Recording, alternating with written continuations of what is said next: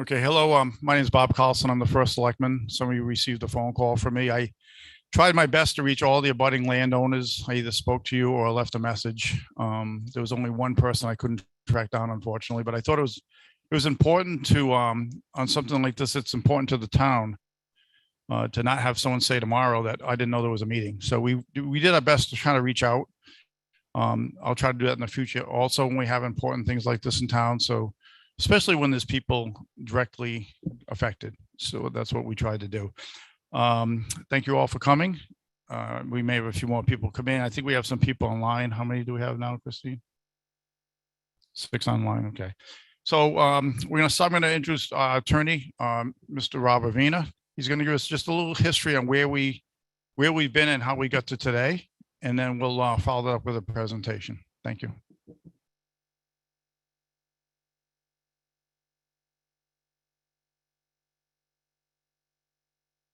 Hi, everyone. Town Attorney Rob Avina. Just a brief note about tonight's proceeding. And I think we discussed it probably last spring or so. It's been almost a year, in which we had a discussion of siting council powers. In Connecticut, the siting council is the authority for certain projects that only go in front of them. They bypass our standard town procedures. And this type of project, a solar field project, is one of those projects. And so we were formally notified as a town that Silicon Ranch was proceeding with a site off Route 184 that the DEP had previously designated as a potential site for generation of solar power. Juliet Hodge at the time and I and the first selectman and met and discussed the matter and felt that it was an important enough project for the town to become a party to the proceeding. And that's a special filing that you make. We also met with the Planning and Zoning Commission and the Wetlands Commission to make sure that the town had its voice, and we're allowed to have a voice as a party, as a town, in the siting council proceedings. From that point on, we began a series of filings with the siting council. We had Bob Russo, who was a wetlands expert for us, go out. Silicon Ranch was very cooperative, allowed us on the site, allowed a site walk. So we had better ideas of where the project was planned. And then we went right into the hearing stage and evidence gathering stage of the siting council. At that time, the plan included we felt some significant issues for the town, including wetland buffers, the project going over to what I call the north parcel, a north parcel of land north of 184 that wasn't really included in the original DEP designation. We all assumed as a town that it was going to be much closer to I-95 and be down in the old sand and gravel operation down there. As the evidence turned out, there was testimony that that is actually a concerned area for DEP as to certain particular species, including the footed spaded toad. And so that was partly why the project had been relocated further north than we anticipated. We still found there to be concerns. As they addressed those concerns, there were several amendments. And in the end, we simply left it to the siting council to decide what was going to happen. In a series of very ending matters for them, when they finally went to vote on it, they had a straw vote to allow the project. But when the actual vote occurred, it turned out to be 3-3. And I think you've heard from me on certain nights at certain meetings that 3-3 means that it does not pass. A tie does not pass a vote. So based on that, that project design was not approved by the siting council. However, it is basically still a docket item with the siting council. They've already known that this project was going to go forward in some form, and they are certainly in a position to entertain a separate application. which we just recently were informed and have now know as a party that the intent is to go ahead and file another application for that particular location. Tonight, you'll hear from the applicant to outline what they have looked at in terms of the concerns of the site and how they have done their best efforts to address them. Basically, I'll come back to you and talk to the board a little bit probably at the end as to what what action the town would anticipate at this point. The town does have some options before the siting council as to how we present ourselves. So if we find that a project has satisfied the town's concerns, we can have a much different approach than we had the first time. But we have to see how that goes tonight. So with that, I'll turn it over to the first selectman and to the applicant. Thanks.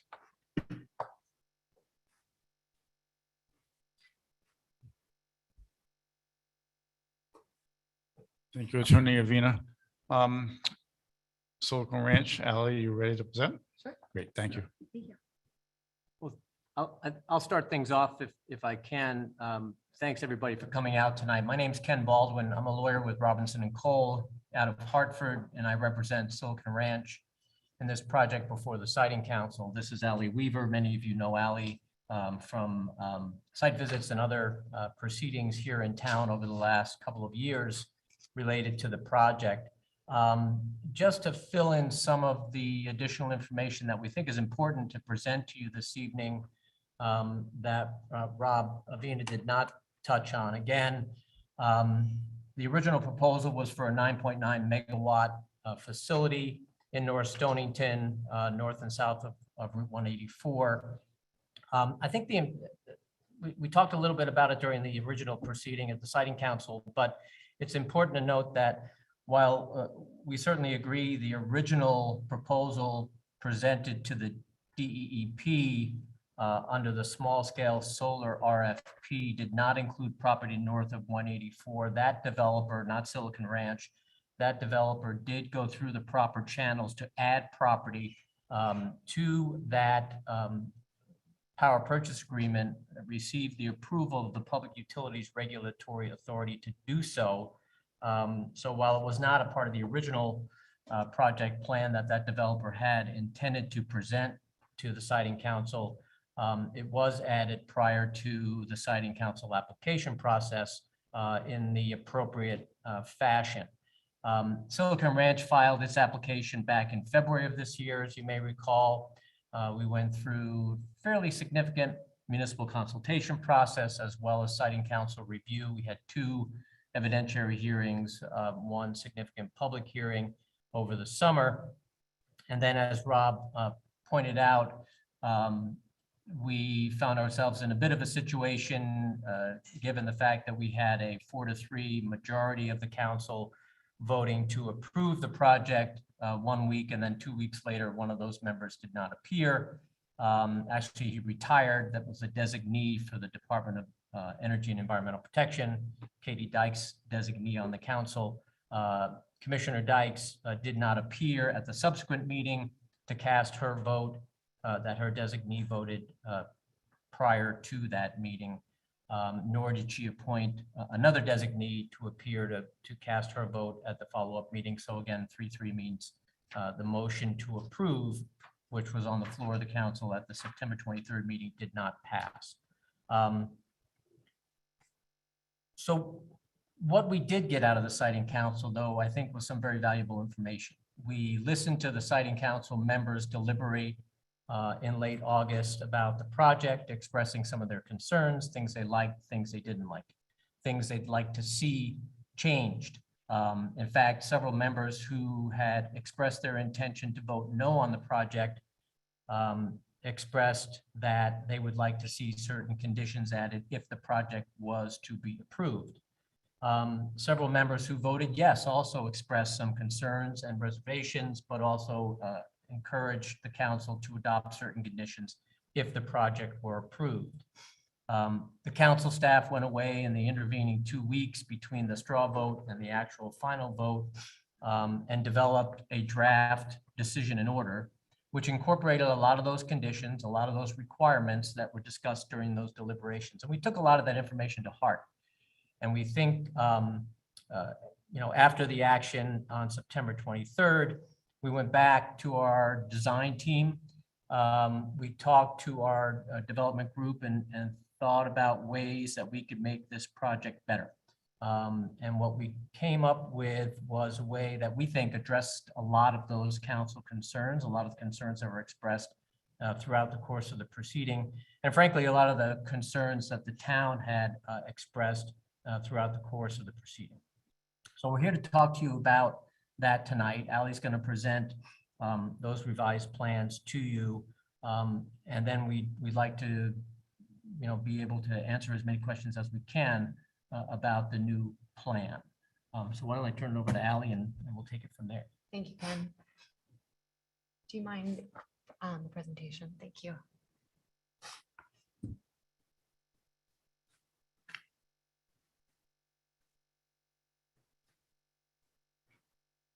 And if you'll jump one slide for me, please.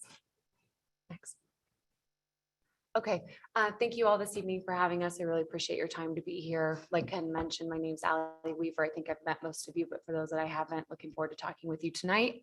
Up on this first slide that we have for you is our revised layout. Sitting here and looking at this day to day, it means nothing to me. So we're going to move on to this and we'll go array by array and really zoom in on each array where we've made some changes along the way. So what's next? We'll probably come back to this map frequently. What we try to do here is the comparison map is identify in red every place where a change was made from the last layout that was presented in July to what we have developed now. So again, I know it's still a little bit far out, so we'll zoom in to each array cycle here, but we may come back to it next. Starting in the northwest corner, I'll call this array 1 for future reference. The only change that we've made in the northwest corner here to array 1 is that we're proposing adding a wood fence along the property boundary that's identified here. I'm sorry? Sure. Sure. Yeah. Is this better? Okay. Yeah. We're proposing a wood fence along our property boundary here. We'd be offset from the property boundary by 10 feet is what that's proposed. Otherwise, there have been no changes made to this array. That's based on feedback from siting council that there wasn't much to address here. Next slide, please. In the northeast corner, we're calling this array 2. In array 2, we've made a couple of changes here.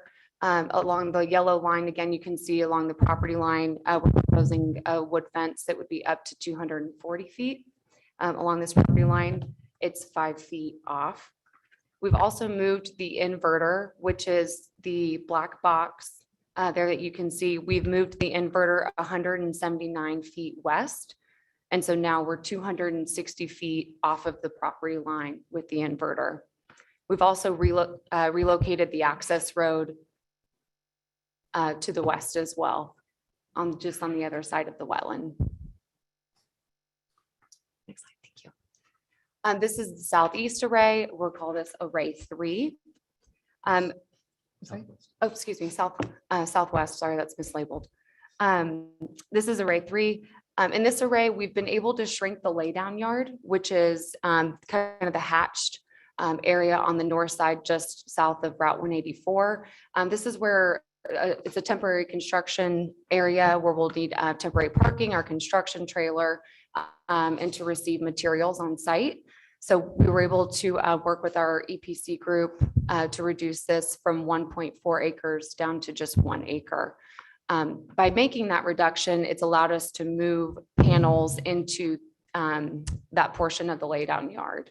And so it's allowed us to get a little bit more out of this array 3, increase that size here. We also relocated the road west 325 feet. Previously, it was running along the east side of the arrays down to the inverter, which is the black box. We've relocated that just to run down the center of the arrays there straight on to the inverter. And finally, in the southeast corner, we've got array 4 here. We have moved the limits of disturbance for this array. It was originally 6 inches, half a foot. That's been increased now to 9.5 feet. We've added a wood fence there as well, shown in yellow, up to 460 feet, which is 14.5 feet south of the property line.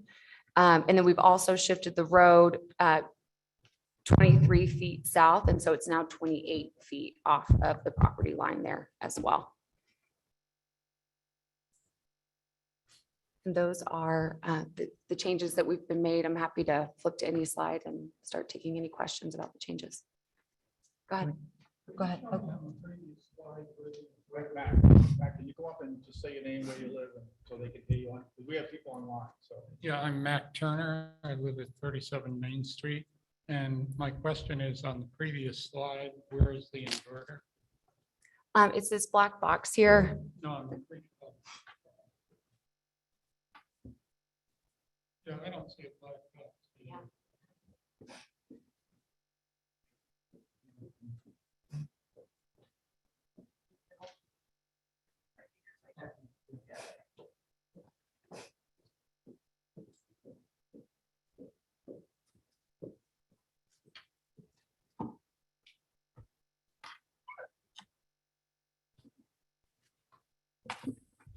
Any additional questions or comments?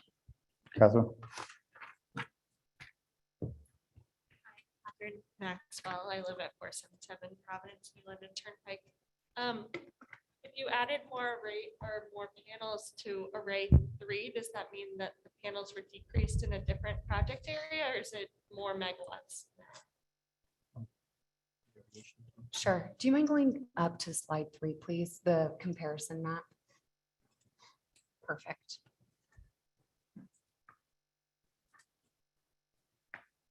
Array 3, I think we just moved from array 2, right? That Right. one we moved from.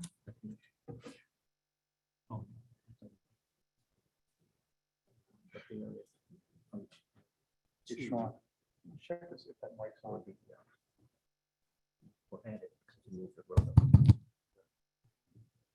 That's That's right. Thank you. Sorry, I just wanted to confirm where the panels came from. The project size has not changed. We did shift a couple of modules from array 4 into array 3 is where those came from.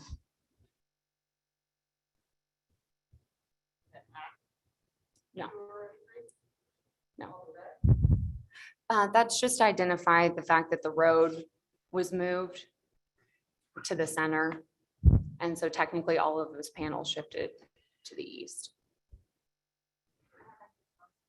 Okay, go ahead.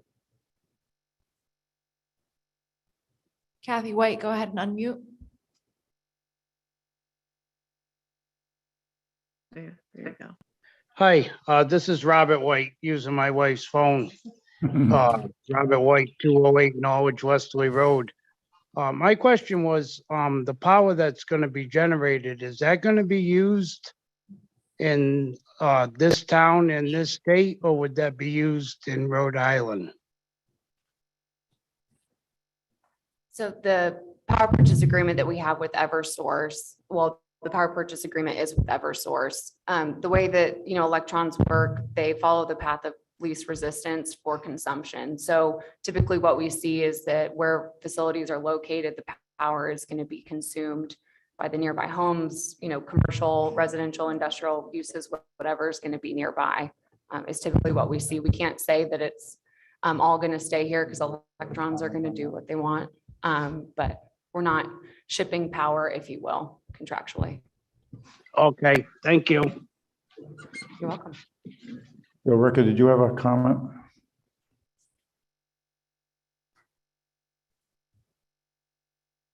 Bill Ricker, 421A, Wyassup Road. Mr. Aviner, I did not hear the species that was identified by DEP. Yeah, I'm curious. The ribbon snake, I think, one box turtle and the snake.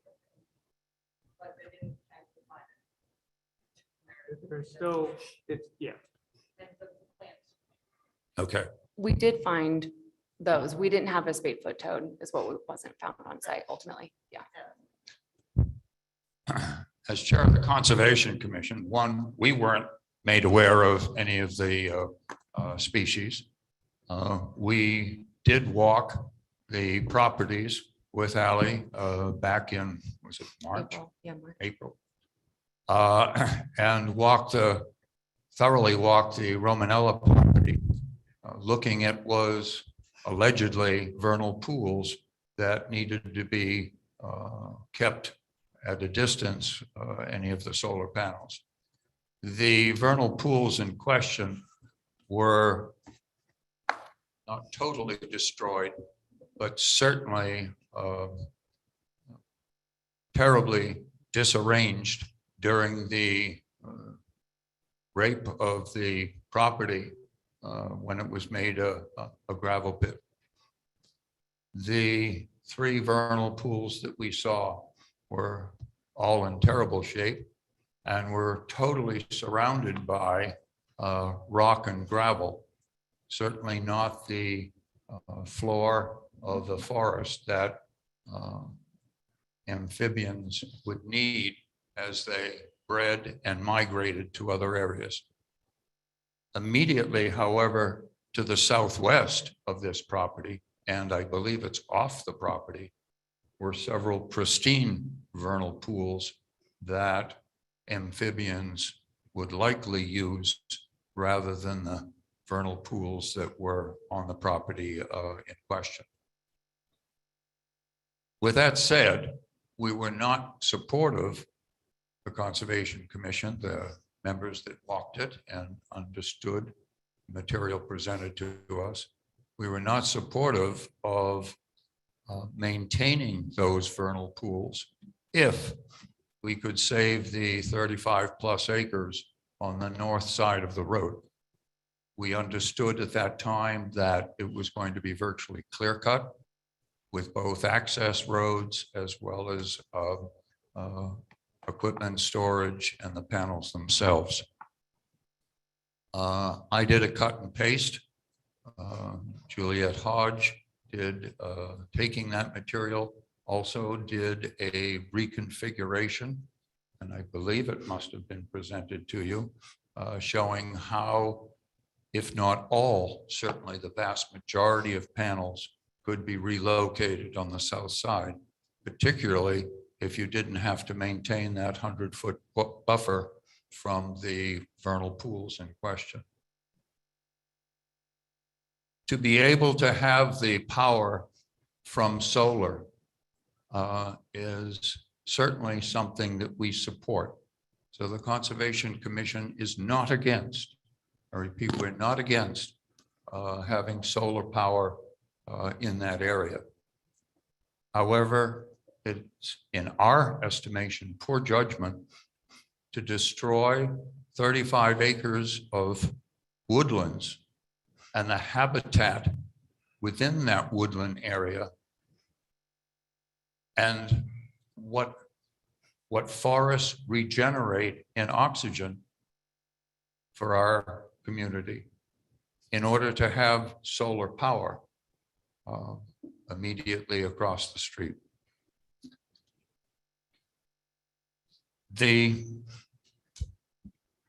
I have not heard, although you mentioned, what the negative concerns of the siting council were that were addressed by you, and you said you believe that you answered them. Can you share what those negative concerns of the siting council were? Sure, and step in if I miss any. There were, again, going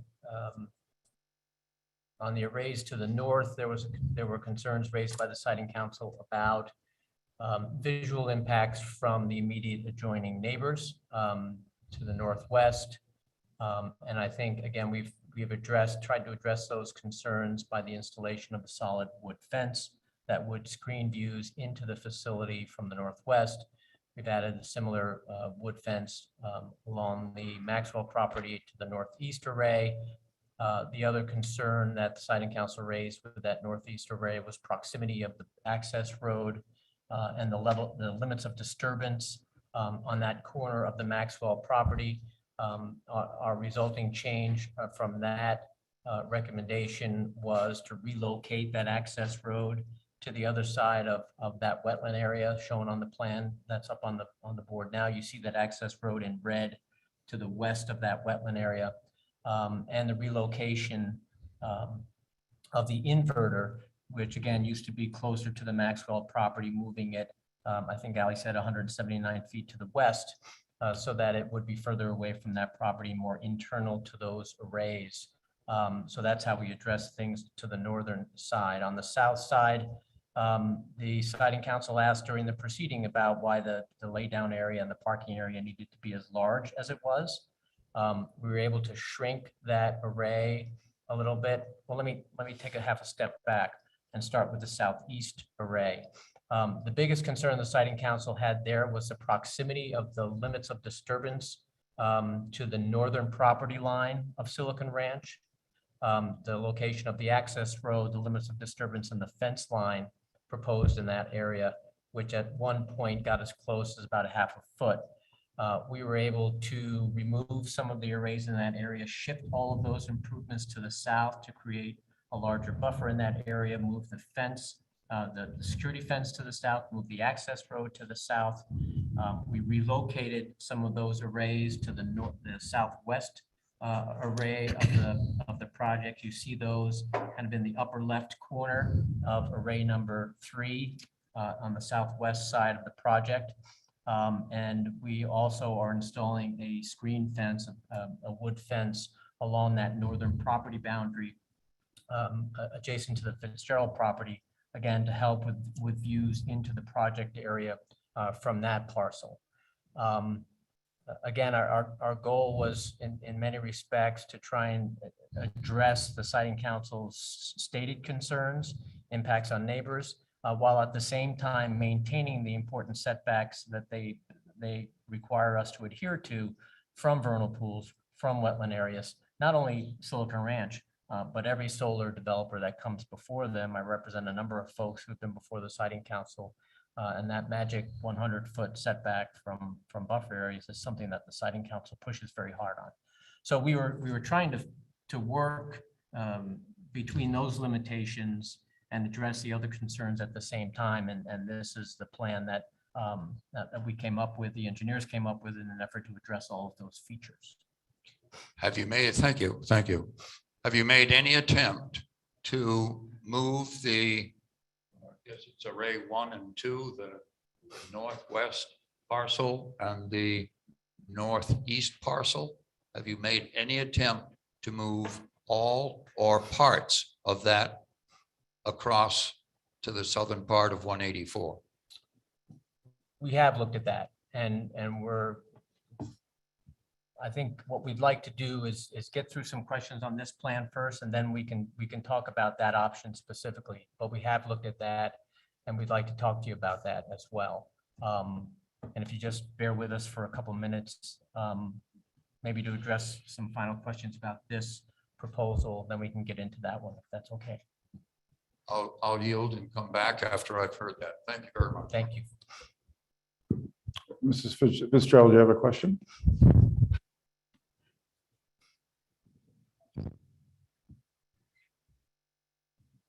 Good evening. Alice Fitzgerald, 476 Providence, London Turnpike. I'm the one who has a 6-inch property line. Now 9.5 feet, I guess. Do you really think that's a big difference, Allie?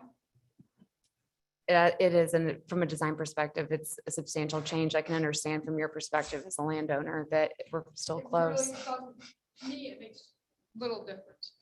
I mean, as a property owner, do you think I want to look at that high of a fence that looks like an industrial zone?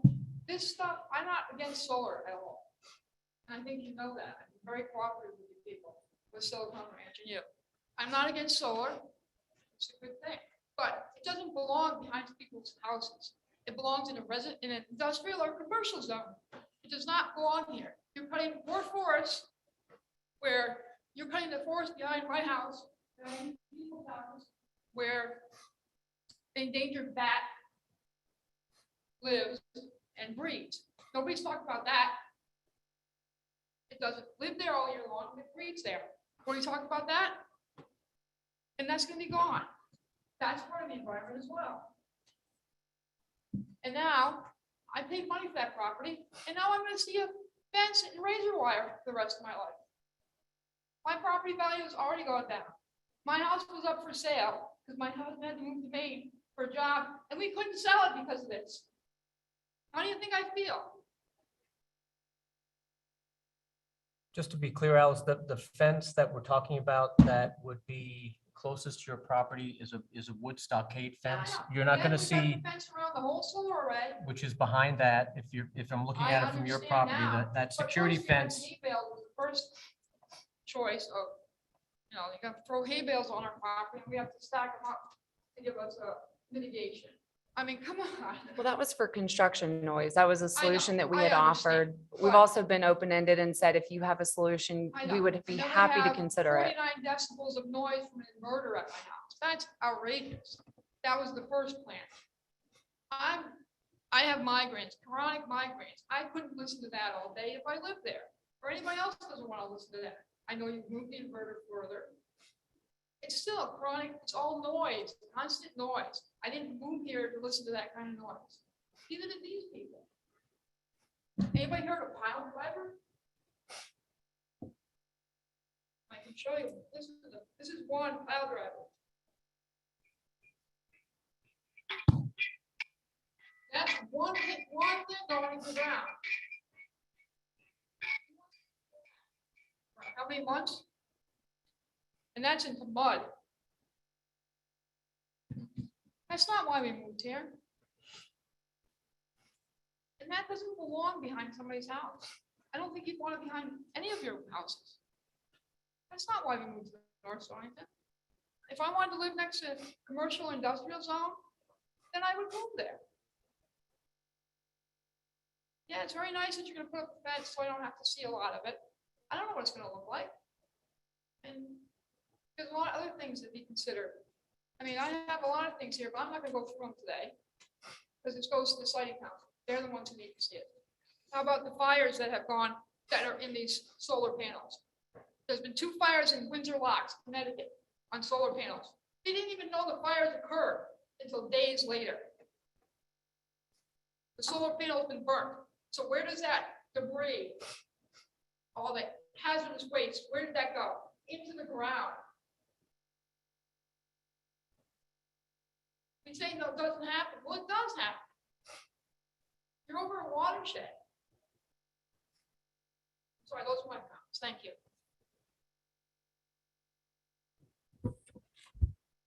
Thank you, Alice. Any other additional comments, I have- questions? Yes. Bob, after that, I have an online comment as well. Okay, thank you. I'm Trentee, and I'm in London Turnpike, and we're right behind the northeast corner. And one of my comments is stockade fence. It is just a stockade fence. I received comments from Ally that it's not possible to put evergreen in front of it because it will not grow or that the deer will eat it. I'm sure we have a lot of landscapers in town that will provide you a lot of information that could give you evergreen instead of stockade to begin with. In our area, which hasn't got anything added to it except stockade fence, you'll notice that there's a really big white area there where that's been clear cut. There's no panels in it. There's no reason that that fence cannot be moved back substantially.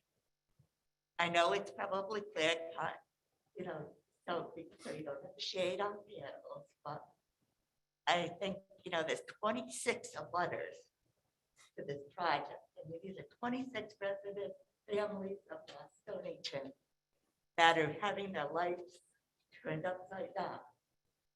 And that's like other people have said, that's not why we're not Stonington. I'm not against your project. There's plenty of room for you to move it elsewhere. I know you're claiming environmental reasons, but that's, you're above an aquifer. It's all wetlands. You know, even on this far side of our property, you're removing our stone wall, our property stone wall. And clear, oh, you are, and you have pictures that have proved it in your document. There's a red flag is over the wall. And, you know, and that drainage thing is right above our driveway. Any problem, gonna, you know, flood us out. And it's really a sensitive area. We've tried to change it for the neighbors. And what we would have to do through zoning is incredible, and we didn't do it. So, you know, I think it's totally unfair that you're doing so much more than we would ever be able to do. You're affecting, like I said, 26 people, 26 families. Thank you. Christine, you have online comment? Brian Rathbun, go ahead and unmute.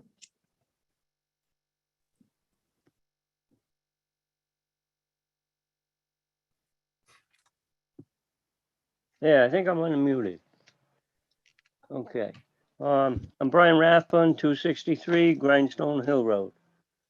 I think as a citizen of the town of North Stonington and the other townspeople too, I think we have an obligation of the stewardship of North Stonington. I believe that there's an aquifer. We have some of the best aquifers in the state. And I don't believe that, I'm not sure if that particular solar panels are on it or not, but there's gravel under there, which is good for aquifers. I believe that's why the, I forget what the name of the gravel bank was, but they went out of business. Well, they stopped because they were getting close to the aquifer.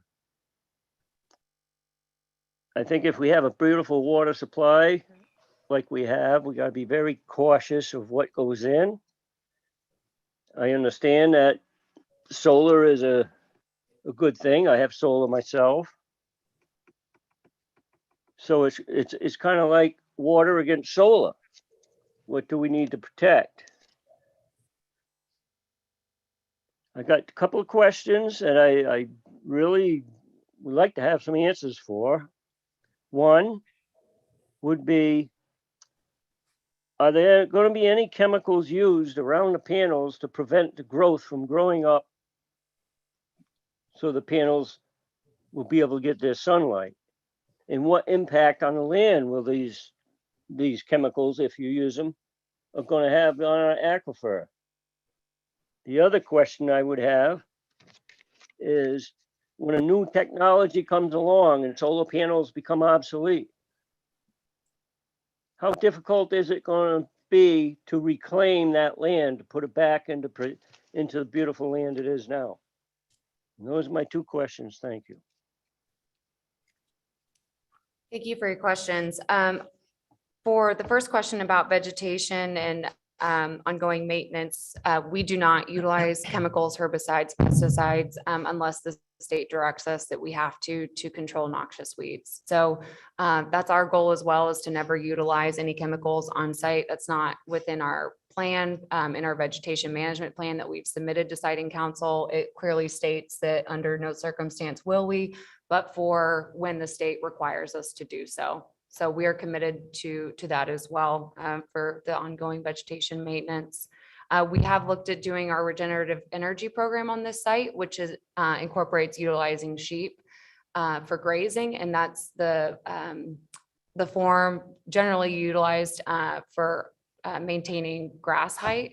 And then you supplement with mowing as needed in places that the sheep weren't able to take care of. So we've talked about that, potentially implementing that program here instead of having to do traditional mowing, 5 to 6 times a year on site. On your question of the panels, what happens at the end of the life? Typically, these panels now come with recycling programs. When you purchase the panel, you're also buying into the recycling of them at the end of the life. There's also, for manufacturers that don't have recycling programs in-house, there's a lot of third parties that now have been established for the recycling of the panel themselves. The post that the panel sits on is steel, and so there's a secondary market for the steel as well to be taken. Silicon Ranch is the property owner currently for both parcel, well, all 5 parcels collectively, north and south of the road. That being said, we're already now, immediately invested in making sure that we take care of the property as much as possible. And we want it to be a representation of us, which means it's weed free and that we're restoring and reclaiming the site ideally better than we found it at the end.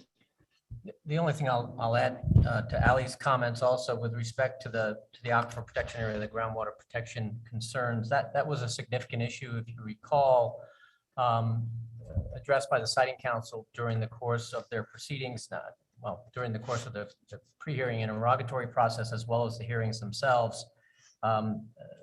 We provided evidence to the Siting Council regarding the toxic chemical makeup. In fact, there is no toxic chemical associated with the solar panels. We had to provide the council with evidence of that fact. The council also spent a significant amount of time on the fuel storage issue during construction. And if I remember correctly, during the course of the proceeding, Silicon Ranch committed to not include any on-site fuel storage during construction of the facility to avoid any potential impacts on groundwater from fuel storage related to the construction activity. Once the site is operational, there is no fuel storage on the property, and I think Ali addressed the other concerns that might be associated with operation of these facilities. Yeah, go ahead, Rip.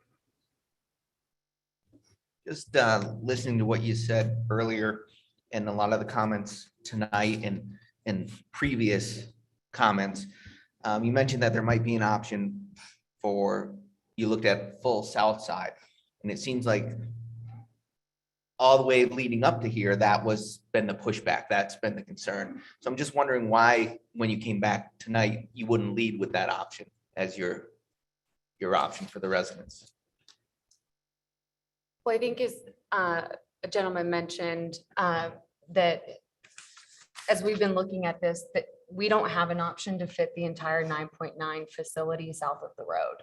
We have tried, and there's not a way for us to get there while maintaining all of the setbacks required of us from CTD. If we could do that, we certainly would have brought that forward. Maybe not the first go, but the second go around, I can assure you, after we started the hearings. Okay, I'll look forward to the presentation on it. Yeah. Any other questions online? Any other questions from the audience? Catherine?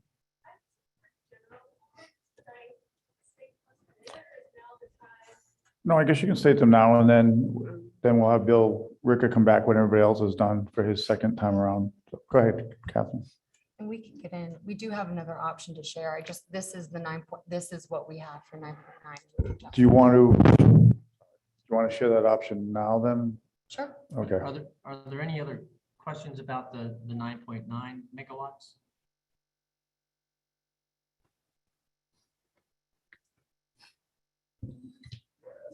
Pat Lewis, I live at 116 Bloombridge Road. I looked at that decision in order, and there are 3 pages of suggestions that the council made in making the decision, and I only wrote down 3 of them. One of them was the final plans. The other one was plans to minimize visual impacts of the project and the electrical interconnection to abutting properties during and after construction. Plans to increase wetland buffers and property line setbacks. So I've got more, but when we look at that, when we look at array 1, when I look at how it's next to my boundary, the fence to me looks like it goes right up to the boundary. Does it? Adjacent to your property line specifically? From looking at this map, I don't think it does, but I would want to confirm. Because the corner of the array, the right corner, is about 60 feet from the boundary. But as you see, as the array goes to the west, it almost touches the boundary.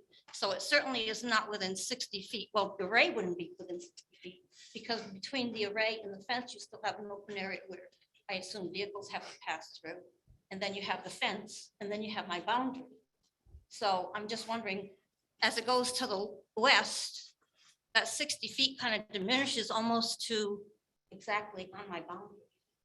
No, I don't think that's the case. Again, it's hard to see at this scale. There is no road that goes back there, first of all. The There's access no road road, between the fence and the array? not on the north side of that array, no. There's not. No. So the array and the fence are going to be right next to each other? They're about 10 feet off from each other. And how much would you be clearing beyond the fence to my boundary? It's just the limit of disturbance, and then between the limit of disturbance and then the property line will remain trees. We're not doing any clearing outside of the limits of disturbance, which is, I know, hard to see at this scale. But from the documents online, from the maps, we've identified that it says LOD in red.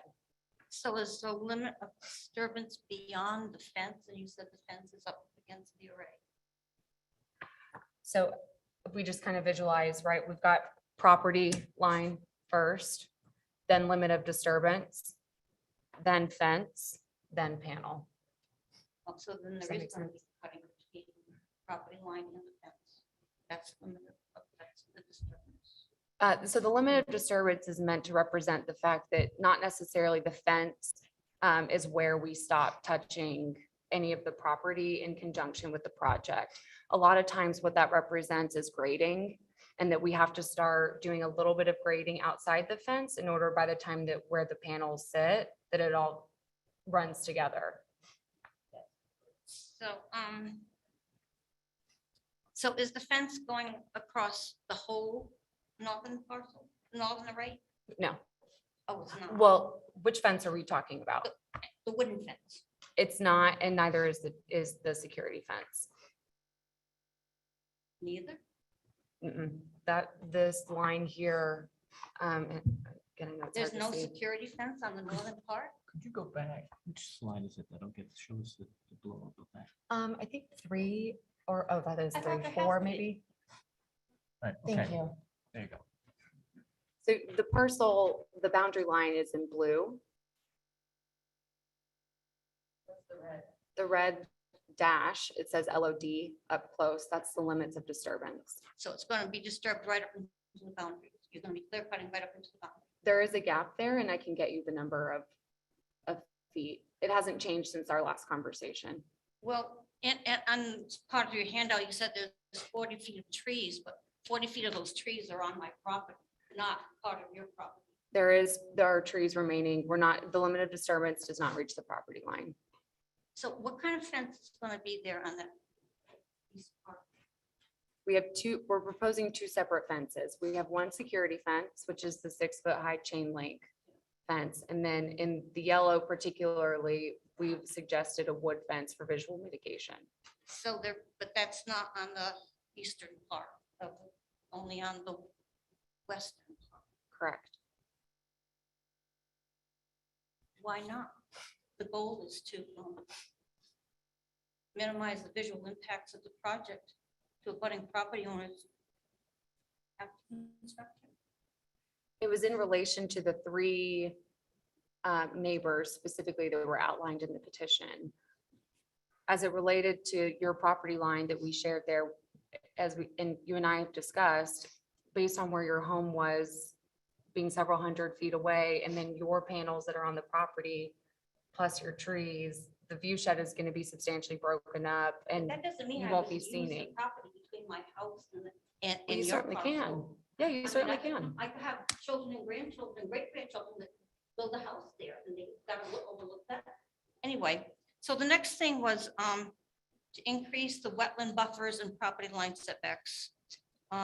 So I don't know if you did anything with the wetland buffers, but that's only part of this decision thing, that those recommendations. And there were 6 comments that were submitted to the council from the Council on Environmental Quality from March, and those had to do with, one of them had to do with rural pools.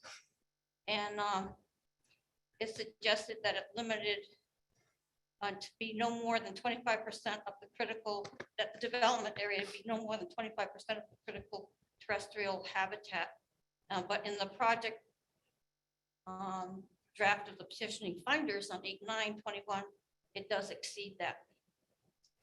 And also part of that Council of Environmental Quality was a thing on, there were a number of issues, but I picked up the ones that affected me, was visibility.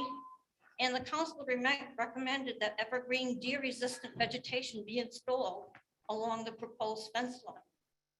I mean, so as screening in areas where the proposed facility to approximate to and would be visible from existing residences.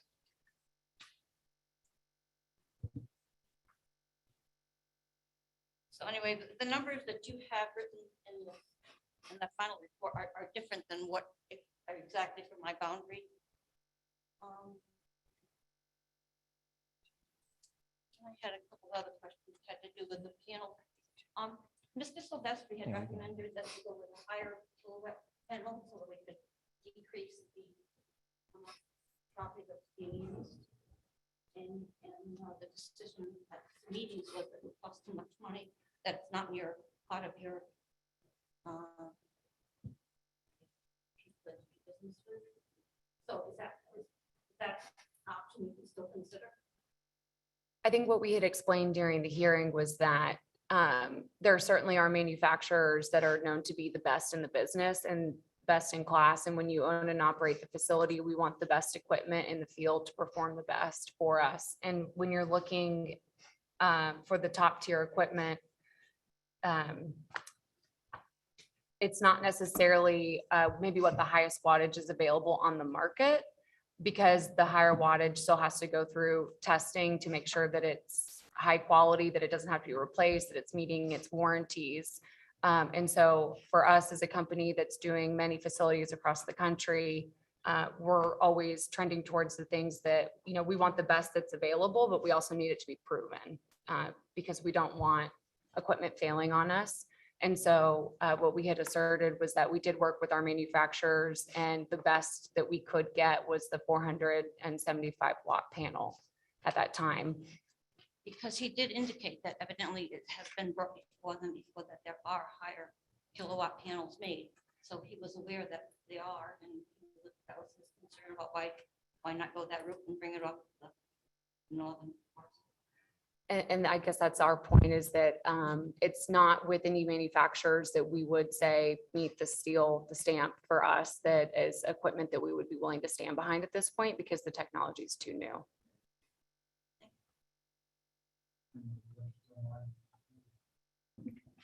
Oh, sorry, Lou.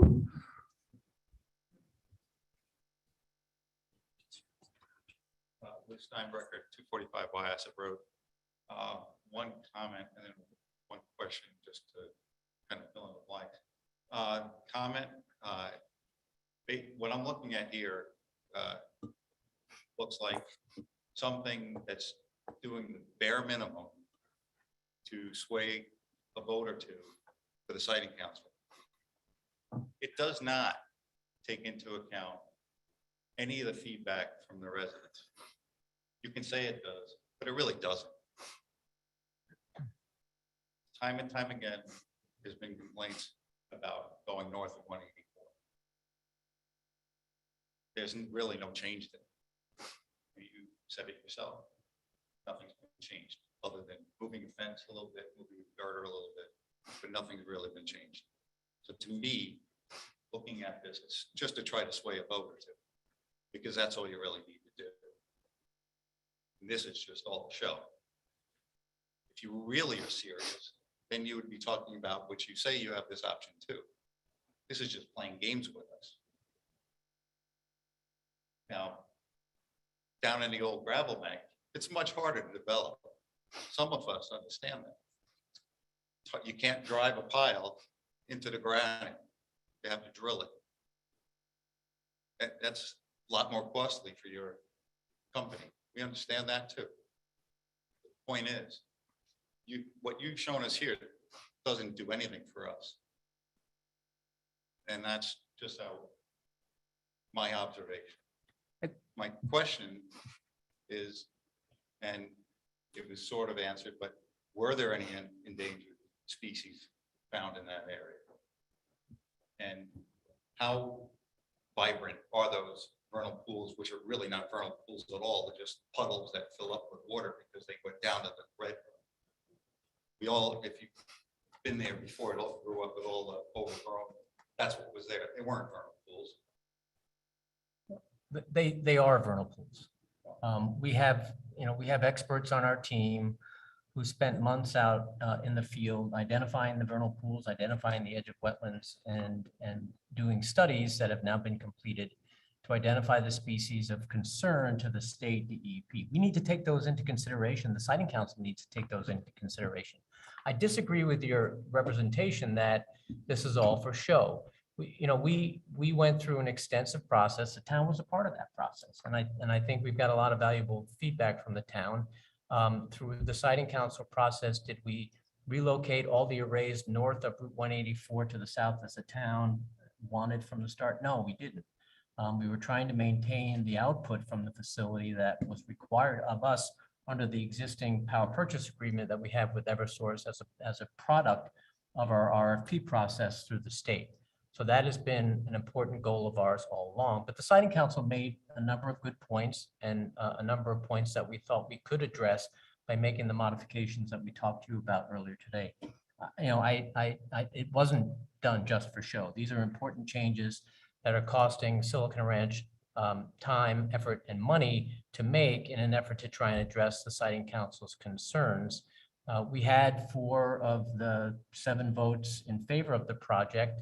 We talked about why the ultimate motion did not get approved. But again, these are not just for show. These are significant changes that we believe go directly to the council's concerns. Some of the concerns raised by the Council of Environmental Quality, while they may have expressed some concerns consistent with your comments, Pat, were not significant enough to make it into the council's draft decision and order. And that's, I think, obviously the important document because they're the ones who have to vote on the facility. Why don't we cut to the chase and get past the suspense and start talking about the other option? And I'll ask Ali to kind of walk through that option. It's not, as it relates to the panels on the south side, it's not significantly different than what you're seeing here. But I think it's important to talk about those differences and also talk to you about what that means to Silicon Ranch as it relates to this project. Do you mind going 2 more slides for me? So I want to start and thank again, everybody for your comments. It certainly has been impressed upon us, I think, from the beginning that the town and our direct neighbors especially would like to see us south of the road. We hear you and I assure you that we've listened and are trying to and have been trying to incorporate your feedback along the way as best as possible. As I mentioned earlier, we cannot fit the 9.9 megawatt facility just south of the road. And so what I'm showing you up here is of the facility that we can fit south of the road, which is 8.35 megawatts. And after a lot of deliberation internally from our team, from the management group, I think what we're looking more for at this point, given we've been in this process with Siting Council and also in conversations with the town for many months, is that we are a corporate citizen at this point as the property owner as it is now, and we'd like to just move forward and try to do what we can. I don't know that we're going to come to a win-win solution. That's of course ideal. But we do think that this plan represents the predominant feedback that we've been getting, which is whatever you can do to be south of the road, that's what we'd like to see. And so that's at 8.35 megawatts. Our management team and Ken and I have discussed, in this, at this representation here, we do have to go back and renegotiate our power purchase agreement with Eversource. This is not something that we just can make a decision on our side to do. It's a very big change. It represents, of course, a loss for us, just in what the expectation was for the project. However, I think that the comments, the conversations that we've had over the last couple of months, like I said, we hear you and we understand that this is incredibly important for us to be able to move forward in this town. We certainly feel confident in the 9.9 megawatt layout that we showed you before this, that we could get that approved by siting council based on the changes that made. That's our opinion. But certainly we would prefer to move forward with North Stonington's town support with the 8.35 megawatt facility to get that support. So what we're proposing as a company is for the consideration for the town and for you guys of this 8.35 facility. But, you know, with that, we're hoping that we can be moving forward collectively on the same page and that both parties feel good about the new layout moving forward and the project being completely south of the road. Important to keep in mind that this alternative still incorporates all the changes that we just talked about in the prior plan to the arrays, what were then 3 and 4, now the 2 southerly arrays, we call them southwest and southeast. All of those changes are still being made.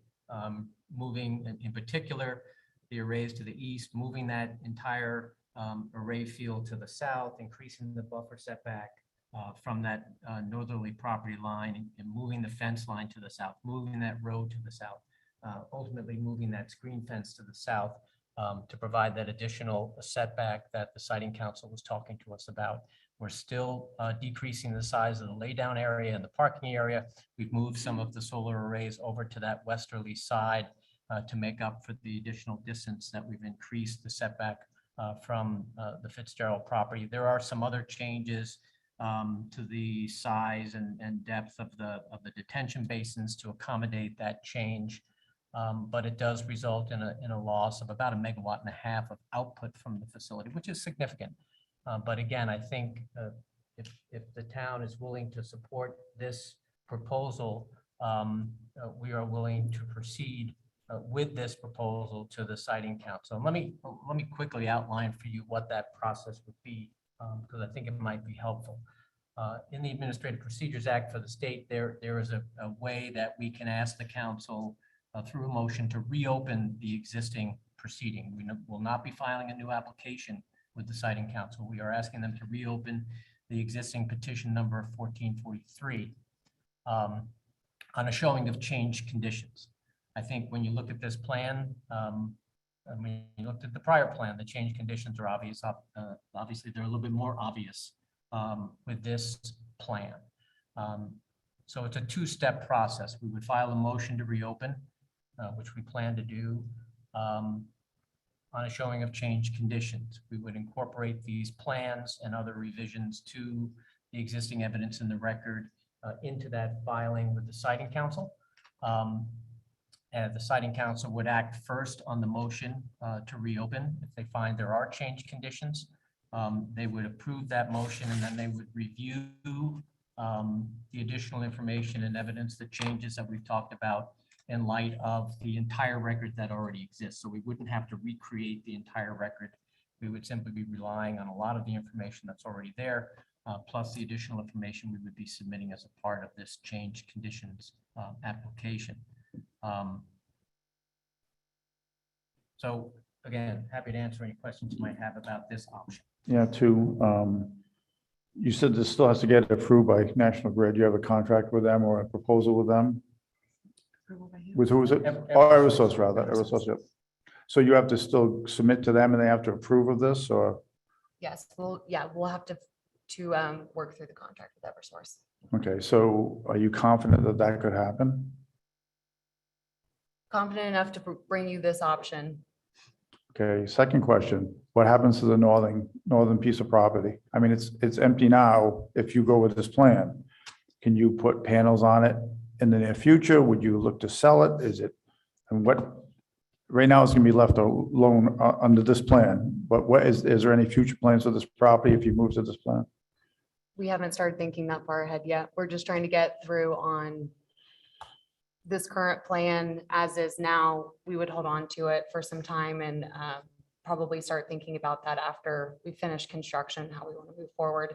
If we look to develop the northern side, I think the DEP process, the RFP, that no longer exists. So if we wanted to look at a facility at a later date, we would be starting from square one. So everybody, you know, we'd go through the same process again, having conversations.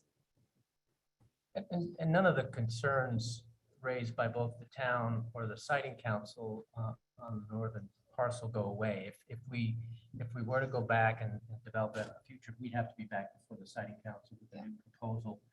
And none of the concerns that have steered us away from the northern parcel will disappear. Okay. We just haven't thought that far, focusing on trying to get this project moving and approved through the siting council, and think this is a good way to do it. I have a question for Lou Steinbrecher, Chairman of the Planning and Zoning Commission. If this land, how's this land zoned? If they would decide to sell it, could a contractor or somebody go into that side and develop that in housing? It's R8, so that's R6, so acre and a half zone, residential, it's not commercial. So if somewhere down the road, if they decided they weren't going to go, there's too many obstructions to go on back with solar on that side, they could sell the property and a contractor could buy it. Yeah. And develop it. As long as it meets our zoning regulations. Okay. Any other questions with this option? Bill?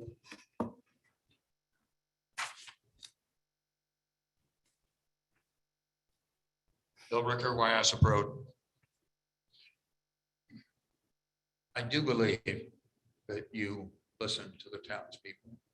I don't believe that you listen thoroughly until we see this diagram. I understand that you'd be losing about 16% perhaps of your revenue by reducing it from 9.9 to 8.3. 8.35. I certainly think that DEP would understand that by not clear cutting 35 plus acres and removing all of the flora and fauna in that area would certainly be a better proposition than the box turtle and the ribbon snake and what was the third? I don't know. That, by the way, haven't been found there, but DEP must have found something. But when you balance off, obviously, finding 3 species that are in that habitat and compare it to the innumerable flora and fauna that are in the other habitat, it was certainly a much better option. It's long been the belief of most of the townspeople that the area on the north side of the road is something that needs to be preserved. It's part of the Greenway corridor that we're hoping to develop for wildlife on the east side of our town as well. One of the callers, I think it might have been Mr. Rathburn, mentioned chemicals that might have been used, and you spoke to sheet that would be keeping down the grass and so on. But I do think this Teflon fluorinated ethylene polymers that are on every one of those panels on the surface. And if indeed they are damaged or the fire, that would be leached into the soil beneath. Am I correct in that statement? That those polymers are on all of our solar panels? No, the data sheets that we submitted to the siting council provided the council with evidence that those elements were not a part of the solar panels. That was from the manufacturers themselves. That was something the siting council required. Okay, that's different information that I have heard. It's a concern.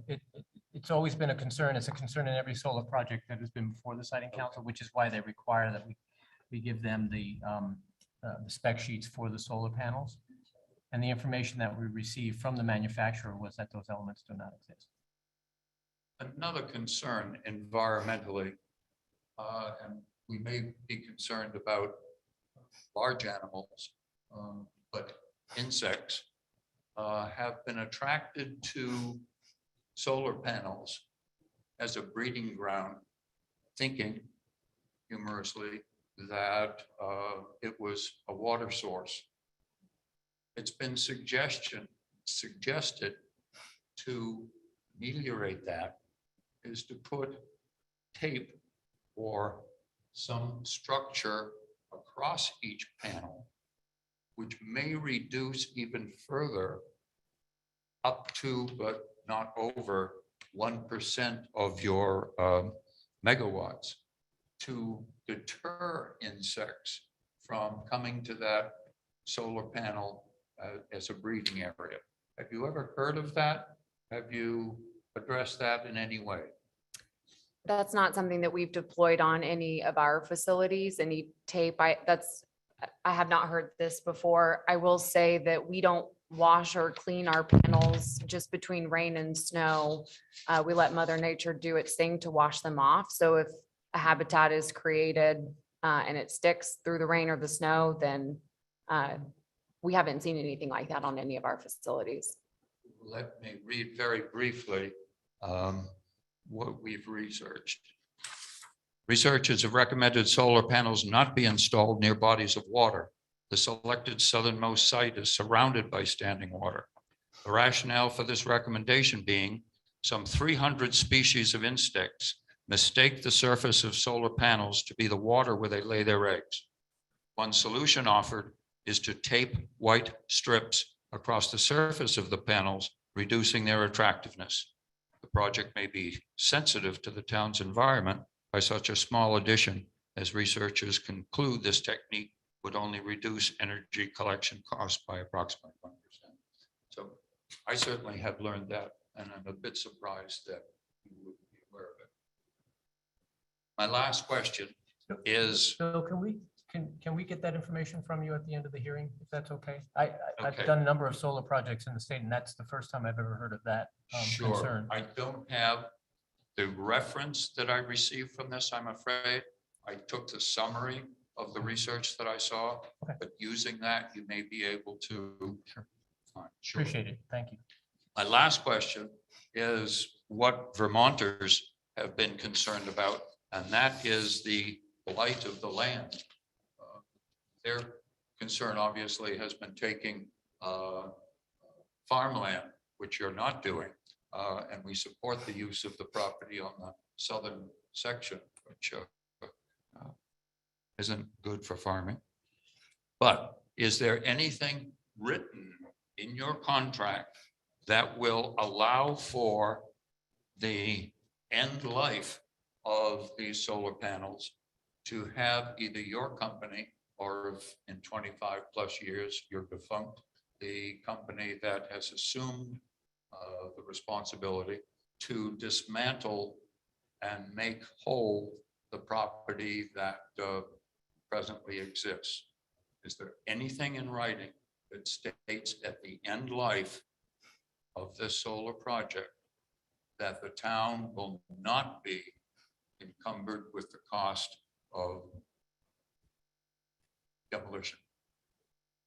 I'll let Ken speak to kind of best practices of siting council. I know what we're expecting, and as a part of the previous hearing discussions is filing a decommissioning plan with the council as a part of the permit, and to talk through what is the plan to remove the equipment off-site and how do you plan on leaving the property? Do you grade it back, leave it as is? What's the plan? I would say what's unique about Silicon Ranch from all other solar, well, most solar developers is that we purchase the land that our facilities are located on. Most solar companies lease property. And so for us being the owner, we're equally invested in that property.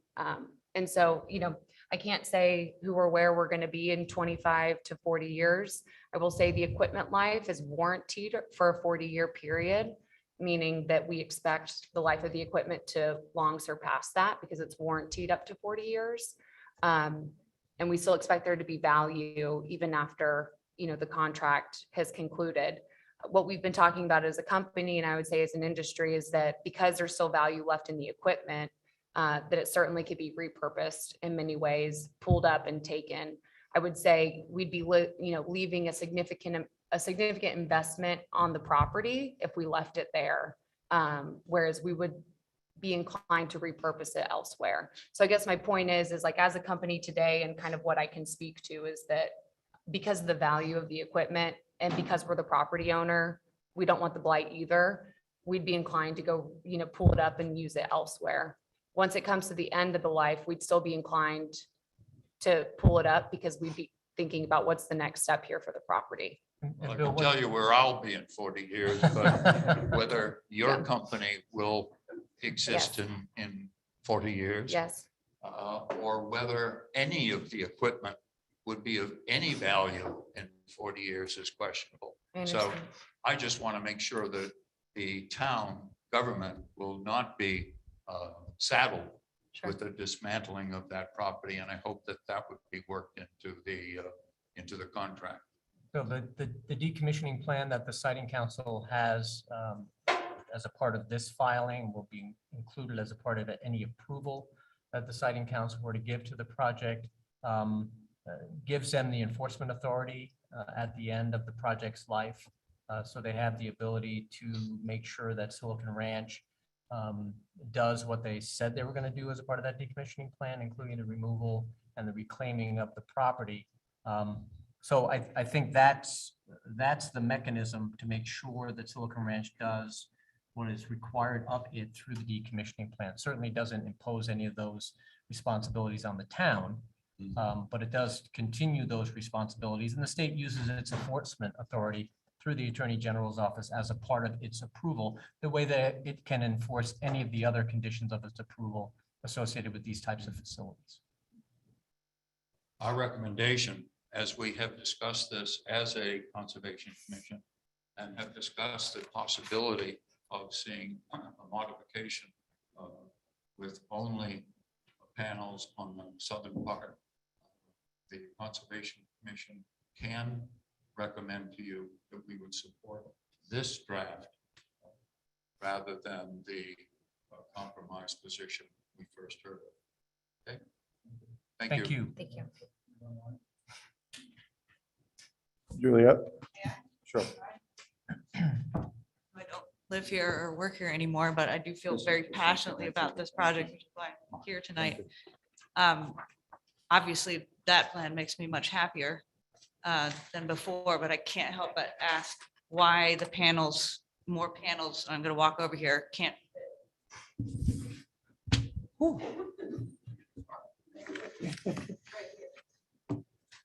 can't this move closer to the water and you put a road here to give Mr. Fitzgerald a little bit more of a buffer? What is the problem? It's outside of all any buffer. It's cleared already. It's a cliff. We're at the edge of cliff. So it's not like a continuous go down. It's stair stepped and then down. And then we get Walked into out the, there, but yeah. and then we get into 100-foot buffer. I promise you, and I do appreciate the comment that we have looked at this as closely as possible because we want to get as close to 9.9 as possible, or and to relocate, pull off Ms. Fitzgerald's property. We've looked at all of those scenarios to say, how can we One more jigsaw? area.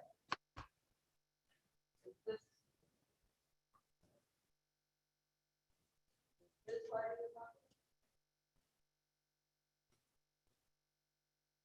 And that's where Should I follow your shadow or your finger? Sorry. right on this edge of the square, the easternmost part of the dotted line. That's clear. You might want to show it on her. Yeah. Is it, are we talking this? Yes, right here, just right on the other side of here. This access. Yeah, that's a good question. Do you have the assessor? Yeah, thank you. We'd have to look. I will say that we, having to maintain this buffer here off of the wetland, right? So we're like at 100 feet and then having. Right, but on the other corner, if that's part of your property.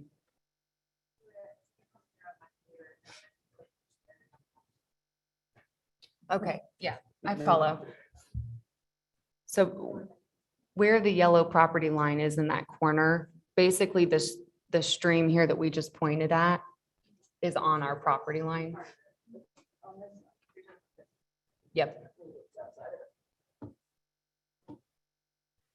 So that dash line is the property line, but yes, I can show you.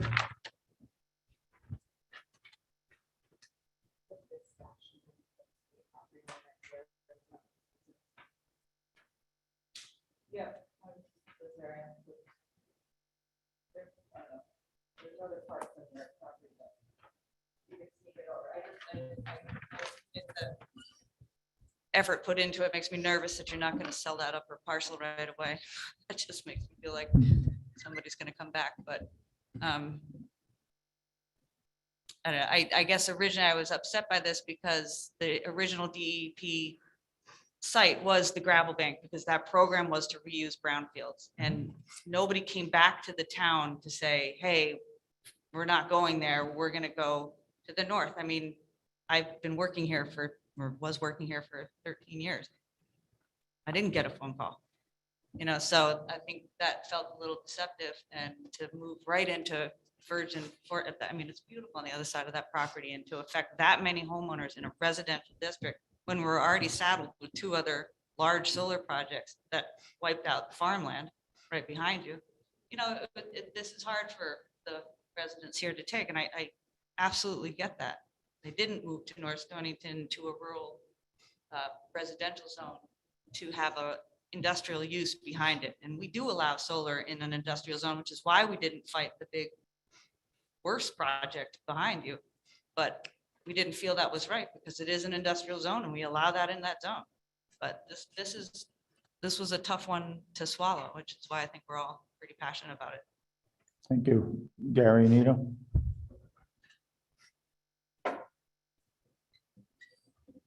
Gary and 91 Main Street. Just a couple of background questions. Sorry about this. I'm going back to the original or the first hearing on this. Silicon Ranch acquired the solar project from a previous entity, and the project was just south of 184, I believe. And you can correct me if I'm wrong on this. Yeah, please. at the time Silicon Ranch acquired the property, acquired the projects, it included both sides of 184. But the original approval had a capacity associated with it, just south of 184. Just if we know, what was that capacity? The original RFP capacity for the project was 9.9 megawatts. Yep. And you're right, the original property included in the RFP response by the prior owner was for the property south of Route 184. Now I can tell you, having been through some of those RFP processes, that there isn't a lot of pencil sharpening done at that time, right? They acquire the property, they kind of look at it from a rough perspective to get a sense of what can fit. And if you look at those 2 parcels and the size of those 2 parcels, and you don't look at anything else, could you fit 9.9 megawatts? Sure. And I think that's what their thinking was. Again, speculation on my part, but once you start looking at the details and the vernal pools and the wetlands and the species and all of the other things that we ran into, look, we would like nothing more than to be able to put 9.9 megawatts on that entire southern parcel. We'd be happy, the town would be happy, and we would have done that long ago. But as soon as you start getting into the weeds, or in this case, into the wetland weeds, you start realizing there are significant other limitations that we ran up against. And I think once that other developer realized those limitations were in place, that's when they said, I got to do something to make up that megawatt and a half. Okay.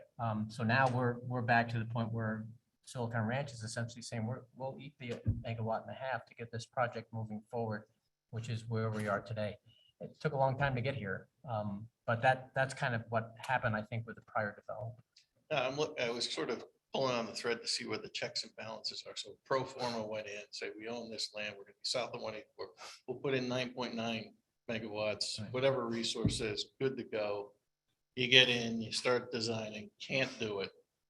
When does it come back, as Juliet said, to say, hey, wait a minute, we know we approved this, we got a bust here, we need to expand our footprint? Yeah, I can't explain why they didn't come back.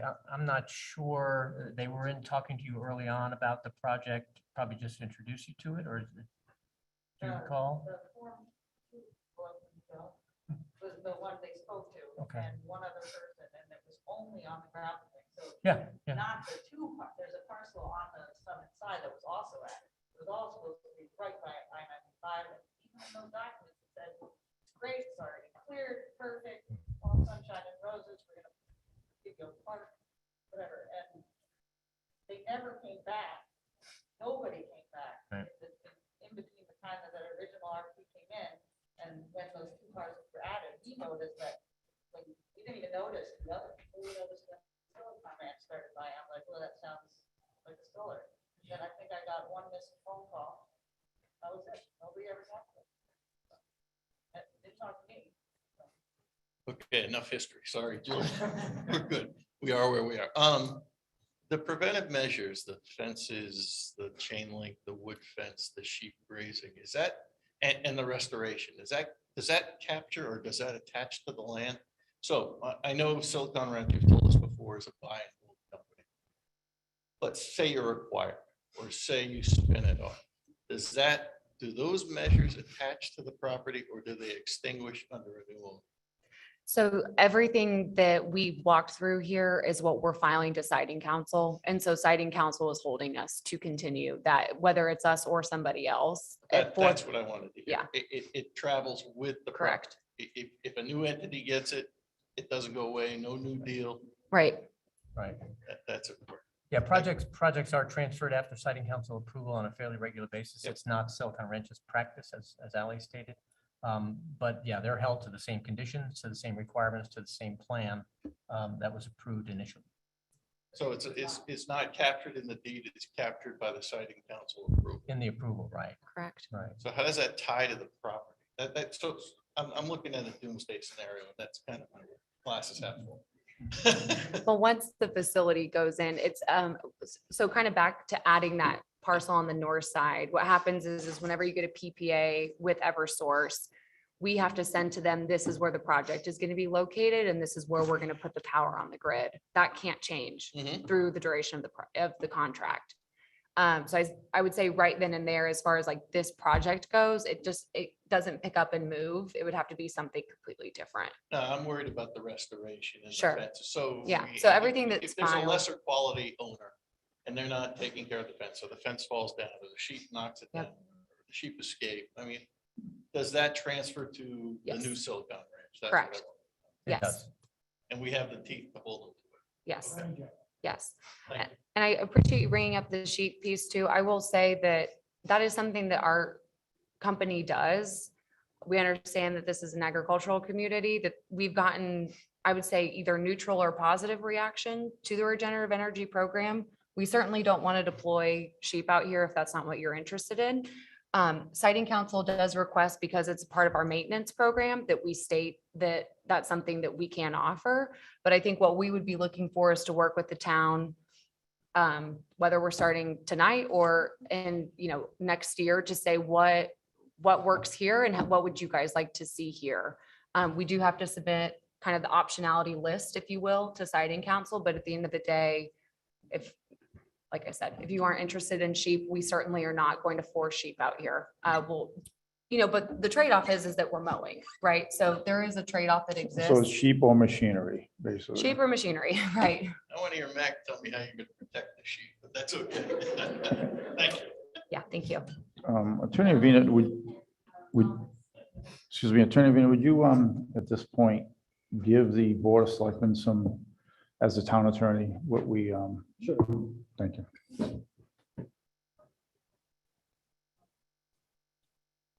Just hang on one second. Go ahead. There's a question online. Go ahead. Yeah. Carl Johnston, go ahead and unmute. Hello, Carl Johnston, 8B Ruderman Road. I've been in and out. I'm still working. I have two things. And I did not get to hear whether the electrical connection at the road had got pushed back out of sight with some buffer in front of it. And then the other one would be that if they're not going to redo to the siting commission and they get approval, are they automatically approved right then for across the street on the other side with this plan? Or does it stick with their plan and they still have to go back and ask them again for the other side? Thank you very much. I'll be waiting for an answer. Thank you for the question. The poles here where they're lined up, and I know it's hard to see where they are lined up in the limit of disturbance, there are going to be a wall of trees that is left up between the road. I know it's fairly thin, but with the existing distribution line that's there, it's going to be 3 new poles that we expect to be behind that line of trees that exists. As far as procedurally, I think, Ken, I'll let you fill in any blanks here that I missed. But we have to resubmit either option to siting council, and that is the next step. And that's why we wanted to come here tonight to talk through the two options that we have. And I think the preferred route, I'm assuming, is being south of the road. And we expect to file imminently, as early as tomorrow with that new option. Right, So and Carl, if and when that happens and we submit that plan with all of the arrays on the south side, that's the plan that we would hope with the town's support, the siting council would approve. And then that's all that we have the right to build at that point. We would have no rights to build anything north of Route 184. Great, thank you. Brett, you have a question? Yeah, just was wondering if you guys have any renderings of what the visual impact would be on the, like a streetscape view from 184 and that surrounding area, if you guys have any of that. yes, we do. Sorry, go ahead. Yeah, it's a part of the Yes. existing record in the siting council. So even moving everything south, that'll still look Yeah, I same. think the rendering, because it's really the only portion of the array of the two southerly arrays that you're going to see is that southwesterly array. There is a rendering in there that shows that area. It might change a little bit because we've added some panels to the north side of that, but it doesn't change significantly. The views again are just as you're heading west on Route 184 and kind of looking into the property. And there may be some views, although the trees remain on that northwesterly corner of that set of arrays. So you really don't have views as you're heading eastbound on 184. It's more as you're coming back down the hill on the westbound side where you might have some views because some of those areas will be cleared to the laydown area and stuff. I can show you. I've got a copy of my computer. While we're looking for that, I'm just wondering, and maybe the residents that you've touched base with already know this, from the time you start preparing for construction to completion, what kind of a time limit are we talking about that residents would be subjected to that construction? I would say from the time that the first person shows up to the time that we've packed up is going to be about a year. And it's not heavy construction throughout, right? But it's just more people are going to be on site. The first 6 to 8 weeks at the front end is, our mobilization period. We're just getting some staging in, construction trailer. The first thing that goes up is the security fence. That's what allows us to receive deliveries. So there's usually 8 to 10 week period there where people are going to be on site, but we haven't actually started construction. Construction of the facility, that in of itself, I would say probably is going to take 6 to 7 months. And then on the back end, we've got the electrical commissioning, which is, a series of tests. All of the heavy equipment is off the site. All of the grading has been completed. It's really just, the electrical component. Tree clearing is done in the outset. Let me pull up here. I don't remember if they're named on the website.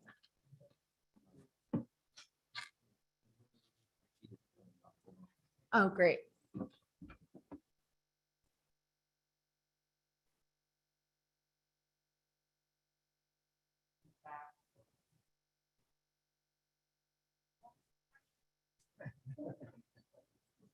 The question was, what will it look like as you're driving down Route 184?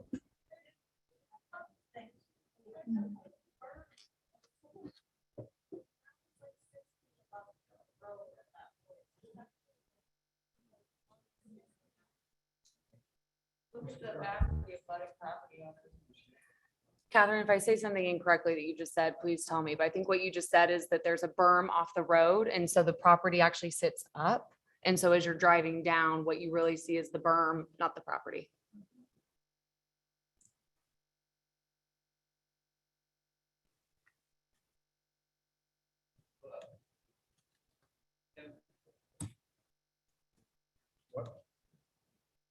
Is there a question or a comment? Matt, go ahead, Henry. Henry Maxwell from 477 Providence on the Turnpike. you guys elaborate more on the process? So if you go with this southern plan only, you could go to Eversource again, renegotiate your contract, and then take that to the siting council? No, so what we'll do is run those kind of separately in tandem. Siting council is really focused on the location of the facility, whereas the contract is kind of specifically with Eversource. Siting council is not regulating that component. So we'll be having those conversations in parallel. So what's the timing though? You'd start tomorrow, you said, and then when would you expect to get the green light from the siting council to when you actually start putting it solar? Sorry, excuse me. Given that we're going into the holidays, I think Q1 next year is likely when we would finish the siting council process. I think the goal would be, is that we would be heard in the January session by siting council. So taking a step back, first we have to file the motion to reopen, and siting council basically has to say, yes, you've submitted enough evidence to say that we should rehear this case. So that's kind of the first vote that's made, that, we'll shoot for December to do that. Once then it'll be heard on us, the next agenda is where they'll actually review the new material and then make a vote on the new layout, whether or not to approve that. We're hoping for January, potentially early February for that decision. We will then, there's kind of a series, they call it a D&M plan, development and maintenance plan. Typically they'll say, yes, this is approved, but we need you to submit your final everything, right? Your final layout, final, whatever you want to be of record. And that takes, 90 to 120 days to compile all the final documents and get it submitted.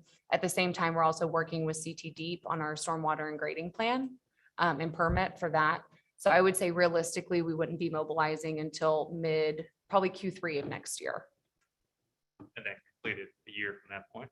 Correct. From the first time, the first person shows up. You guys have the solar panel? As in have we procured them? Yeah. Yes. Yeah, that's good. Good. Supply chain. Yeah, we have. Did I find them? I am Catherine, 477 Providence, New London Turnpike. I live abutting the northern parcel, and obviously we're pleased with seeing the changes. A little wary since there's no guarantees at this point. Nothing in writing that I know of, maybe by tomorrow. But I also think this was a really strange sort of threatening way to prevent or present this information. Like, if the town doesn't agree with the southern route, we're going to go back and do everything whether you like it or not. So I feel like that needed to be said. We were pleased initially in the original petition that and hearing that the town decided to become a party and share what we all thought in a more formal way. Since it's really hard for us as residents. I don't even know if anyone reads our letters we submit, we get no response. If we bring up questions in those letters, they're not answered. I know we can email you directly, but the siting council doesn't make it seem like we're ever heard. So the town is like our way to be heard in this process. And Juliet was great with hearing, responding to our emails, bringing up things that we had issue with in the more public setting of the siting council, the hearings. It's all very confusing, not something that I can do on my own. And honestly, that's why I'm up here right now, even though my house is no longer affected, if that is actually the plan. There are people that are, and this is still in our town, and it's still on residentially zoned land. All of the issues I prepared to speak about actually still apply, even though it's not on my property line. So I feel like I'm like obligated as a member of this town to be like speaking up right now. And I want to highlight that, yes, the northern parcel thing was one of the main issues that the town presented during the hearings, but it wasn't the only issue. And I went back and reread all of Juliet's letters, the hearing transcripts and everything before this, and came up with 2 other issues and items I wanted to highlight. So one of those is that our town zoning regulations, I understand that they don't technically apply and are not required to be followed by developer, but I also saw in a bunch of the other petitions I reviewed for similar projects that the town can request that the developer follow the town regulations voluntarily or in order to receive support. So on this type of project in a residentially zoned area, Juliet had indicated in her comment letter from March 24th that our regulations would have required a special permit to locate industrial use such as this in a residential zone, and would have required conformance with special permit criteria. These criteria require the proposed uses and structures be in harmony with appropriate and orderly development of the zoning district in which they are proposed, that the uses would not be noxious, offensive, detrimental to the area by reason of odors, fumes, dust, noise, vibrations, appearance, or other similar reasons. And that no adverse effect would result to the character of the district, property values, or historic features of the immediate neighborhood. This project still impacts direct residential butters, even though it's just would be on the southern portion of the properties. And it would have a detrimental effect on the quality of life of those abutters and the appearance of the neighborhood. It's definitely an improvement, but it's not, I still don't think it would pass any zoning. And as an abutter, I mean, I guess I'm speaking for other people at this point, because I wouldn't be an abutter, but the town can request more. Like there's that option, and that's through becoming a party in the hearing or coming up with different terms of giving support to the project. It doesn't have to be just a yes, it can be a yes if. The next item I'm going to briefly read is an excerpt from the North Stonington Plan of Conservation Development, which is essentially our town's master plan. There's many instances where this project is not in alignment with the vision of development for our town. And this is from the introduction of the plan.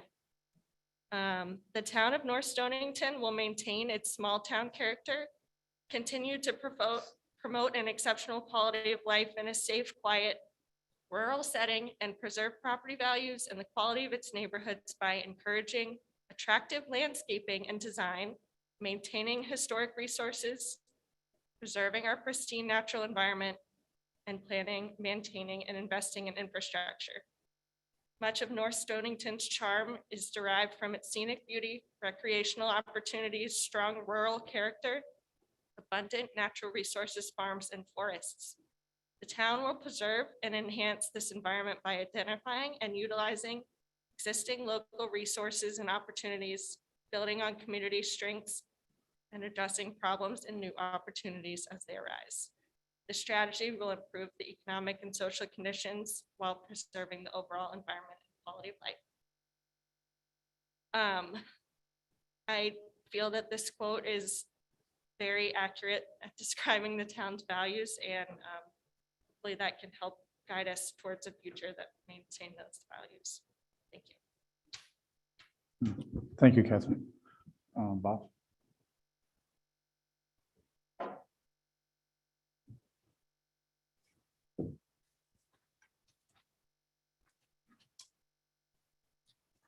Town Attorney Rob Avina again. So, you know, the old saying, the rubber hits the road. So we're now looking at what the Board of Selectmen has to discern and decide tonight.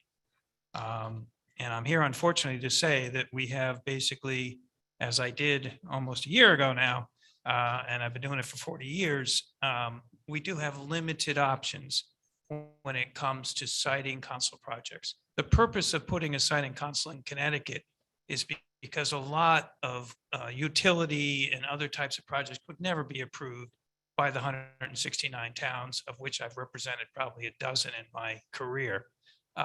These are difficult projects. They're difficult for where they go, especially when they often end up in areas that are objectionable, like residential areas.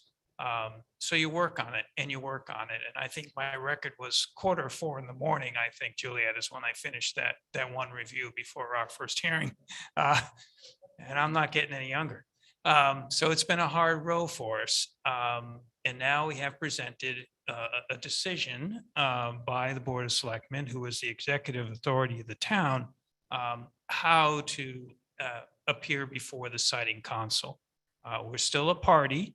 And basically, what the applicants here tonight with this second revised option, removing north of 184, is that they're requesting that the town notify the Connecticut Siting Council in writing that it supports this second 8.35 milliwatt version of the application, which omits the solar fields north of 184, and that the town does not seek further evidentiary hearings in this matter.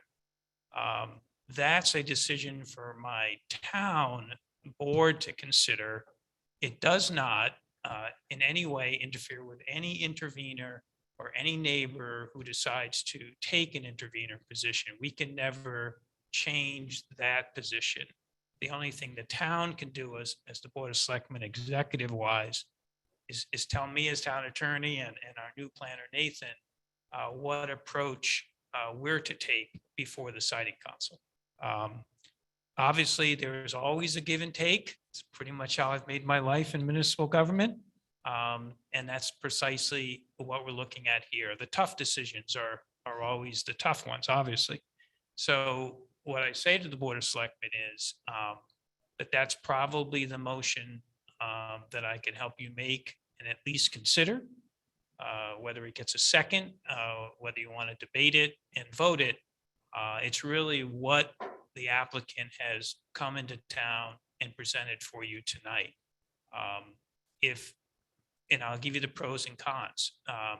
If you do vote that this project is something the town can support and allow move forward, it gives them the ability to get back in front of the docket, open the docket, and move their project along.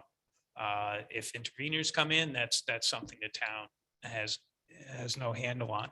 If you vote not to support the 8.35 megawatt, I'm here to say that they could certainly go ahead and present the other plan that they showed you tonight to get the maximum amount out of their contract, or at least the amount that they had bargained for in the contract. And then we would obviously, again, still ask the Board of Selectmen, how much time and money and legal expense do you want the staff and me to spend on this project, with the probability, again, that we're there. Yeah, we held off the first round. Don't ask me what the odds are to try to hold off on a second round in front of the siting council.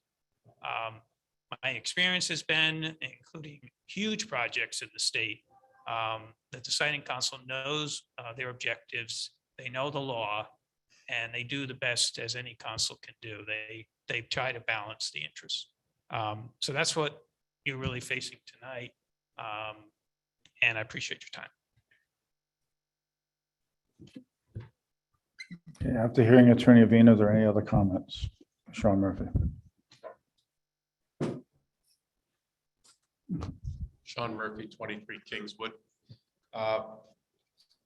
So if there's some aspects of the plan on the south side that the town would like to see changed before it goes to the siting council, before the selectmen vote on it, such as additional buffers, landscaping, whatever the case may be, to make it less offensive from neighbors and so forth. I think we should consider those things that we might want to ask of this Plan B before we move forward on Plan B. So are there any aspects, from the, I'm not familiar enough with it.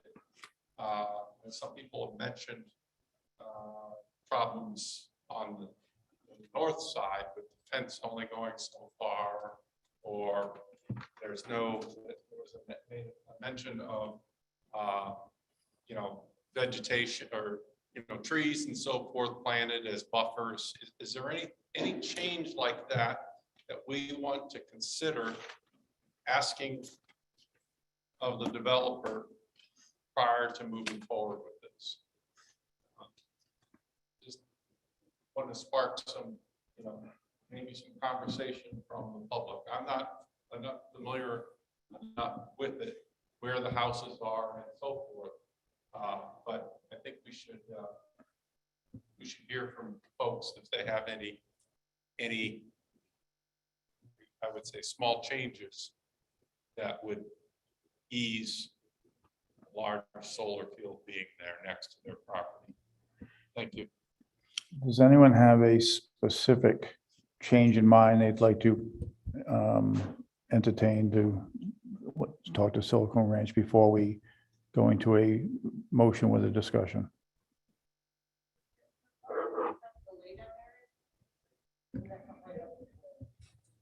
There is a buffer. We'll be leaving a strip of trees in that limited disturbance does not reach the road. So there will be trees there. Once the laydown yard, once we're done with construction, we will put down a vegetation there. A seed mix we've talked about is potentially doing a bee pollinator habitat. I know we've briefly talked about it in the past, but I'd say that's kind of in the book of talking with the town ongoing and what can we do to, develop those types of programs moving forward. Minus the road. Yeah.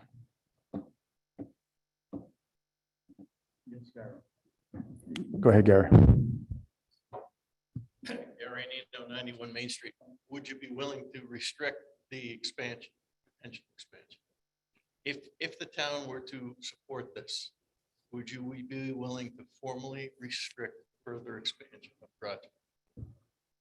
Meaning no expansion of the solar field north of 184. Would you deed restrict that property? I think what we would look to do if we did an expansion is we would start here first and say we have an opportunity to expand, and we would start with the community and go from there. Like I mentioned, we would be starting the process from square one. And I can correct me if I'm wrong. I would assume siting council would take into account the fact that we came before them with a larger project, ended up not building there with the town intervening. So I don't think that they would take that lightly either. And so I think that's the process that we would be looking to take in the future. But also wheels are turning. Oh, no, I'm just, if we were to restrict the property, then it also limits our ability to sell to somebody else who might want to develop the property residentially. So I guess. There could be limitations. It could be just, excuse me, Juliet. It could just be the solar panel, the solar expansion. We wouldn't ask that you restrict it from a residential development, but just not another array of plastic. Would you be willing to consider that? I would say at this time, no. Thanks. Go ahead. You had a question? Go ahead, Brett. Yeah, if you can give me the timeline of why this needs to be decided tonight. I know tomorrow's a deadline. Can you just explain it so we're all on the same page? There are a couple factors. We're trying to, obviously, we've been in this process for almost a year now. We have obligations through our power purchase agreement with Eversource to keep the project moving forward. We had hoped that by now we would have an approval in hand and all of those other aspects of the project, including the PPA obligations, the development management plan, as Ali stated, would be in process and perhaps approved so that we could start construction earlier than the third quarter of 2022. There are only a few meetings left of the siting council this year. We're trying to get on one of those agendas so that they can reopen that proceeding. And then we would like to have some determination from the siting council as early as possible next year. And I think it's kind of a factor of our desire to wrap this what we hope will be the last part of this project up as quickly as possible with the town's support. And get to a point where we can start fulfilling our obligations to Eversource and under the RFP process sooner rather than later. We are already behind that schedule fairly significantly given the course that this project has taken. And so we're just trying to expedite that remaining portion of the project as quickly as possible. Okay, so a week delay wouldn't hinder you from moving this forward if we decided not to vote on it tonight. Because I was just under the impression there might be a deadline, but I'm uncomfortable just moving and voting on something like this tonight if we can have it out a week and I don't mean this in any threatening way. What does a week do for the board? well, personally, a week gives me time I missed the walkthrough when you guys had it last. I wasn't able to attend. It gives me the opportunity to look more closely at that area, even from the road, and feel confident in my decision that when I vote on something. And if any other residents want to send in an email or anything from now till that time, it gives a little more space and a little more confidence in a decision to make that of support of a project that I don't have all the answers for in my mind tonight. Let me ask you a question, Brett, since I'm tagging yours. You don't need the town's support to go to the siting council, correct? You can go tomorrow as planned and go with Plan A instead of Plan B if you choose to, correct? We could. I mean, I know, obviously, I know it was talked earlier, well, why'd you show Plan B or Plan A? Why didn't you show Plan B first? And it sounded like it's a threat. I get all that. And I also know that you're trying to let us know that there is an option for you to go with either plan, and you think that the first plan you showed us tonight may pass because it was a 3-3 tie the first time, and there's been a new person appointed. We don't know how that person appointed is going to fall on what side of the ledger. We knew there was a 4-3 straw vote before. It could be 3-4 or 4-3 again without anything changing. So I guess my question, Brett, is I think we should motion. If I motion, we get a second, we have discussion. If the Board of Selectmen decide tonight whether it will happen tonight or not, you could vote, you could abstain, you could vote yes, you could vote no. But I don't think that us, as the attorney said, I understand what you said, well, it give you a chance to investigate it more, but the end result is they have the ability to go back tomorrow with or without our approval. And I think what they're asking us tonight, if I read this right and listened to Attorney Avina, they're willing to go with the second option they showed tonight with the approval. There's no guarantee they're going to go to that with that second option if we don't give them approval tonight. It's not like they want to go tomorrow. So I understand what you're saying on this, and so we know there's a couple of facts. One fact is, no matter what decision we make, unless the project just disappeared, miraculously just went out of town, poof, gone. That's probably the only thing that's going to make everybody happy. But we know as selectmen, when we go make a decision, there's very rare times that everyone in town agrees with our decision. I mean, a lot of times people disagree before we even speak because they just know that they're not going to want to be on our side. I think it's a shame that some people are still going to be affected by this in a negative way. As you know about the property across from my house on Northwest Corner Road, that was for sale for 3 years, and it could easily have been a subdivision instead of a farm. Luckily for me, a farmer bought it, but it's a 100-acre farm that could have been a subdivision, and I had no way to stop that. I mean, yes, planning and zoning could have stepped in and said, okay, you have to have certain lot size, you go by building codes and zoning. But me as a resident, mowing my grass across the street, I could have seen 25 houses over there. No, it's just by the luck of the draw, the guy that bought it wanted to farm it and not develop it. So I guess what I'm saying is, when we make these decisions, and I only have one vote, and we listened to the people this evening, and I heard a large agreement that getting it off the north side was a big deal for the town. I think it is a big deal. Also, we know we have very limited power when it comes to the siting council. So I'm gonna make a motion. If I hear a second, that's fine. And then if I do hear a second, we can discuss some more. And then I think we should bring it to a vote. I don't see where another week at this point is gonna change things. And we don't have the power to stop them from going tomorrow without our support. And I don't know what they present. So I will motion that we, as the Board of Selectmen, through our attorney Avina's earlier discussions, that we support the project to go forward, providing they use the second plan they showed tonight, which is exclusively on the south side of Route 184. I have a point of order. If I second, we are still able to discuss. and I Yes, can ask we have the questions. second before we discuss. Okay, so I will second the motion to move forward with a discussion. Okay, now we can discuss. I have a question regarding the amount of time, money, resources, if we as a board and a town vote not to support the current even revised plan. Is anyone willing to give me any kind of an estimate of what that might cost the town? And then I'm going to be really greedy and ask for a best guess as far as what our chances of winning and swaying the siting council is. I'm looking at Christine, but I pretty much recall, the amount of time that I put in, and that's not to say Juliet, who had to stop all the other projects she was working on, put in.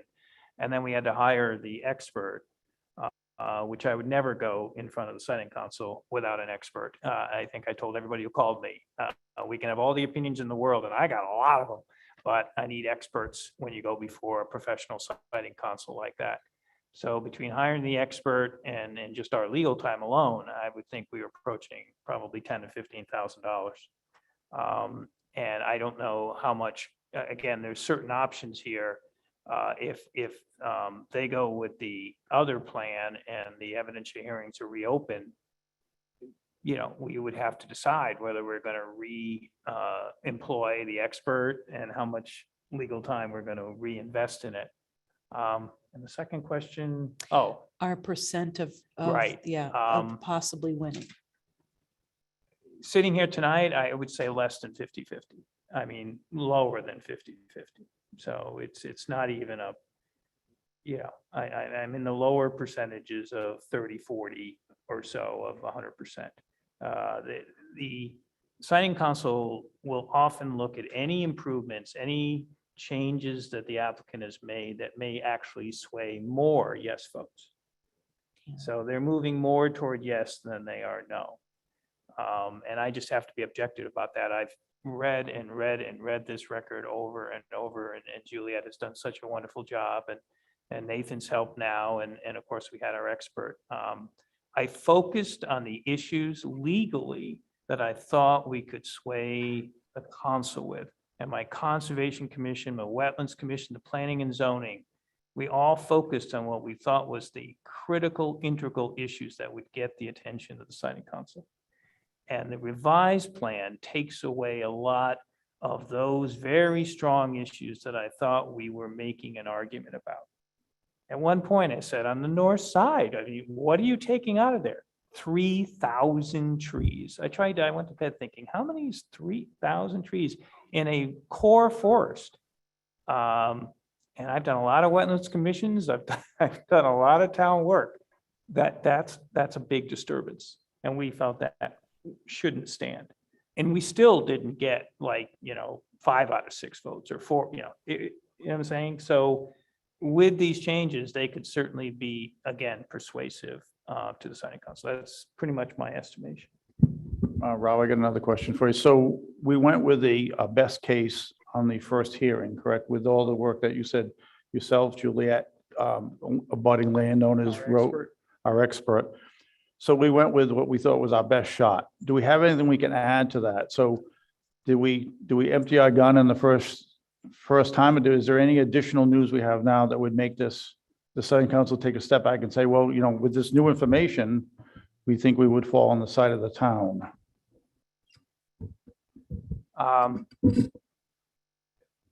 A few issues got raised tonight that if the world shook and new experts were suddenly to appear, that all this is just a terrible idea, and we ought to just simply put a stop to solar fields. That's something wrong with solar fields versus coal burning or some awful climate changing thing. So they certainly are proposing a project that has the eyes and ears of the siting council. Don't forget, they changed the name a few years ago. I still can't believe it. It's now the Department of Energy and Environmental Protection. So how do you do both jobs at once? I don't know, but they seem to be trying to do that. So I just have to say, I do the best I can in the resources that we have here. I'm not optimistic. If we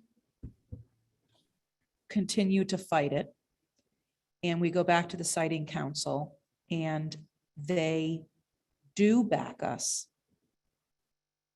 does that just mean that Silicon Ranch goes back to the drawing board to do another proposal? It doesn't mean they leave town. And please, no disrespect. I think everybody in the room has a passion for solar energy. And you two have a very difficult job to convince people and to make people happy and still produce the clean energy. But even if we do win, it does not mean that they sell all their parcels and leave town. And maybe that's not a question for you. Maybe that's a question for the two of you.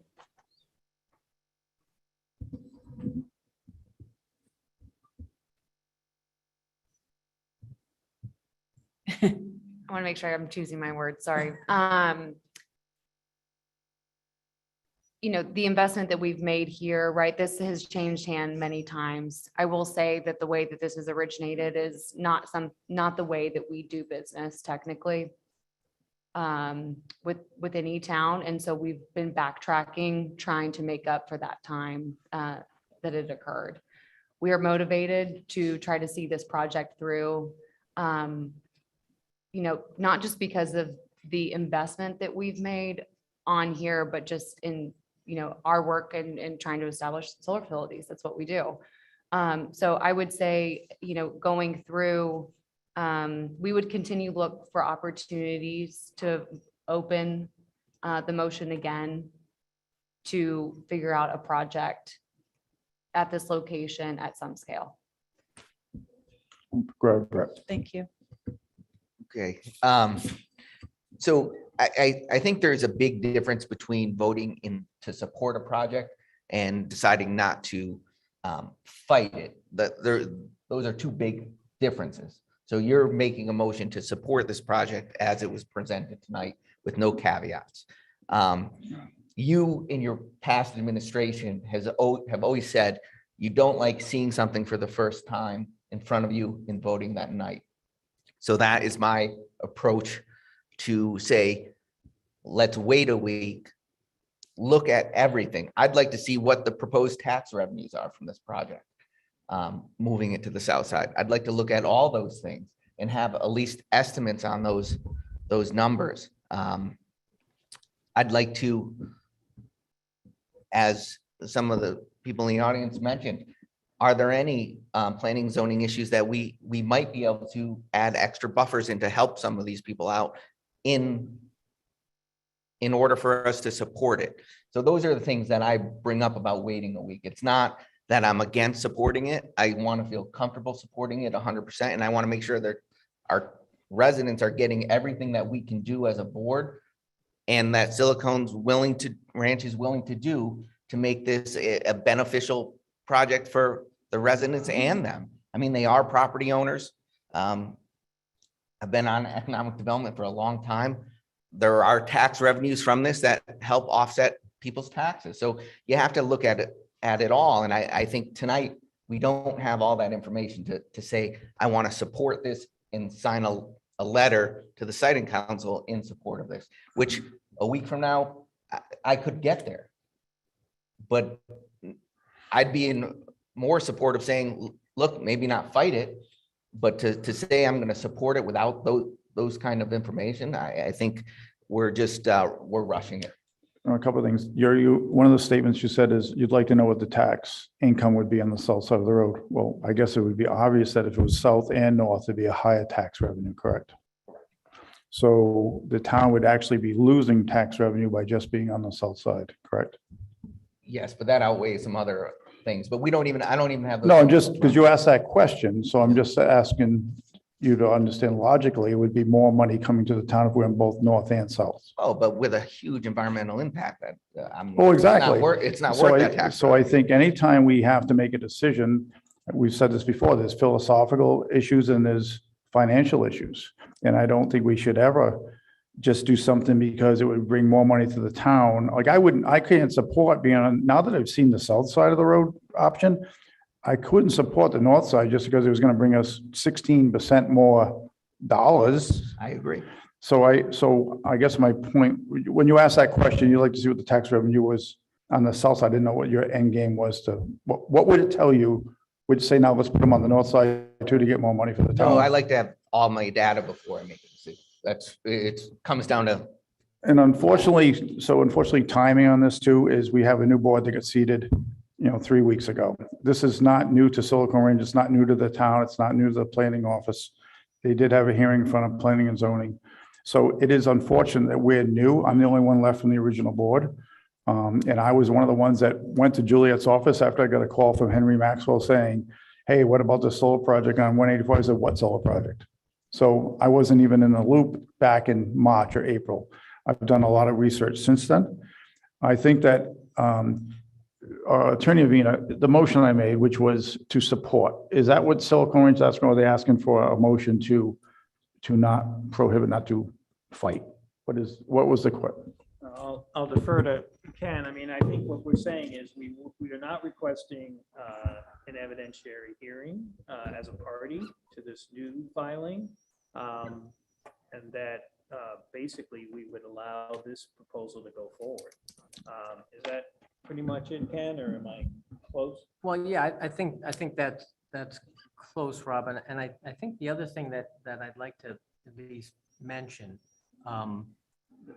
the Board of Selectmen voting tonight to support a project entirely on the south side of Route 184 and moving forward with that project with the siting council doesn't necessarily mean that the town can't submit comments, assuming the siting council chooses to reopen the proceeding, which I think they will, in my experience.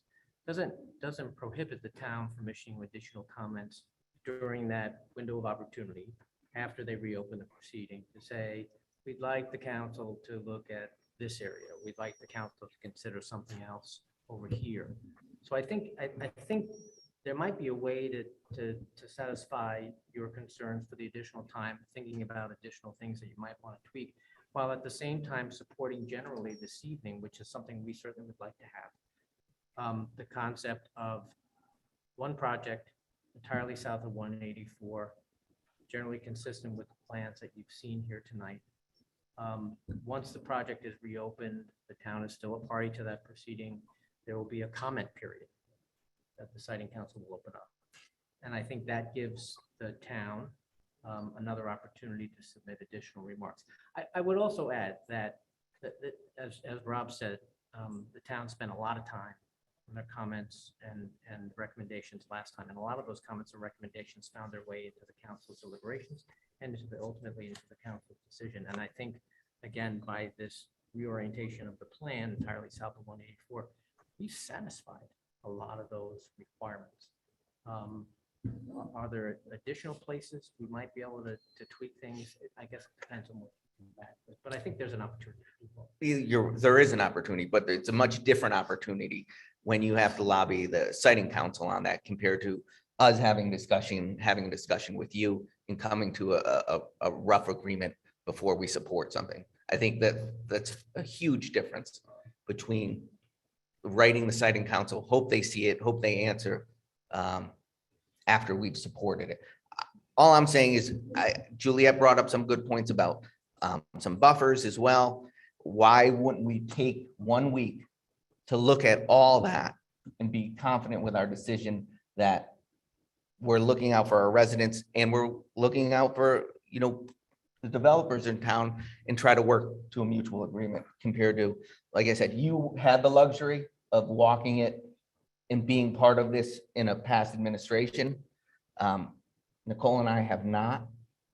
And I can speak for myself that you're asking us to make a decision based on new information that we found out tonight. I understand that you met with them prior to tonight. We did not. I did not see that presentation. I'm just asking, we can hold a special meeting. It could be a quick meeting to discuss anything that's come up and then move it forward from that time. Two things. The motion you're looking for does it use the word support? I mean, if you were going to word a motion for me that you would be acceptable, what would it be? Yeah, I am. The term wholehearted might be in there. No, no. Never mind. I'm teasing. It's been a long night. I appreciate it. No, I think we would be looking for the town support of a project based on the plan that we talked about tonight. And that's what I want to find out. If the word support needed to be in there versus the town agreeing not to fight it, not to obstruct it. Sure, as the applicant's attorney, I would love support rather than, we're not going to hate it. So if we support it, and as Brett mentioned that, and you mentioned that we could do comments later, people can bring comments, couldn't the siting council says, well, your town's already supported this, so why are you here?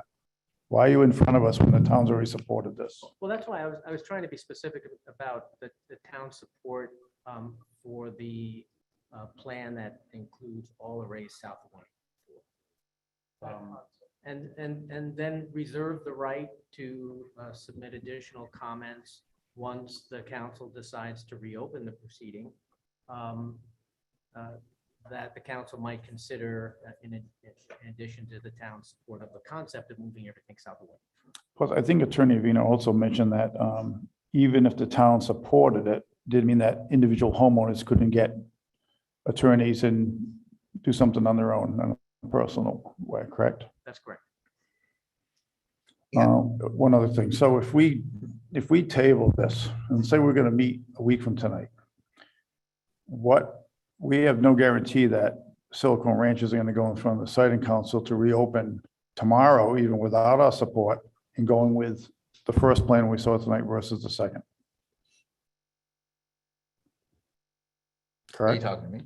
I'm just making a statement. I mean, I would hope if we say we're waiting a week, that as a good partner of the community, they wouldn't do that.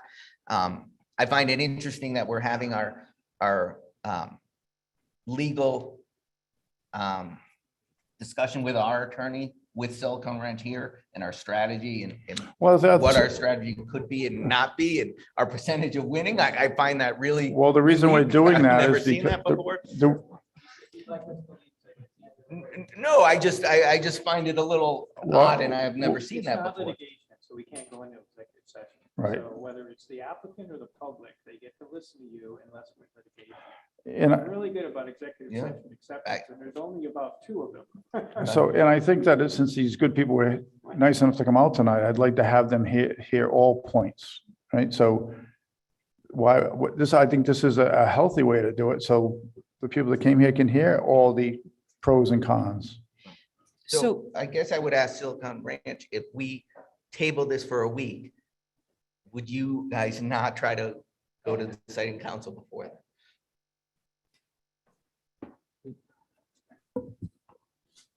I think it's something we'd have to talk about.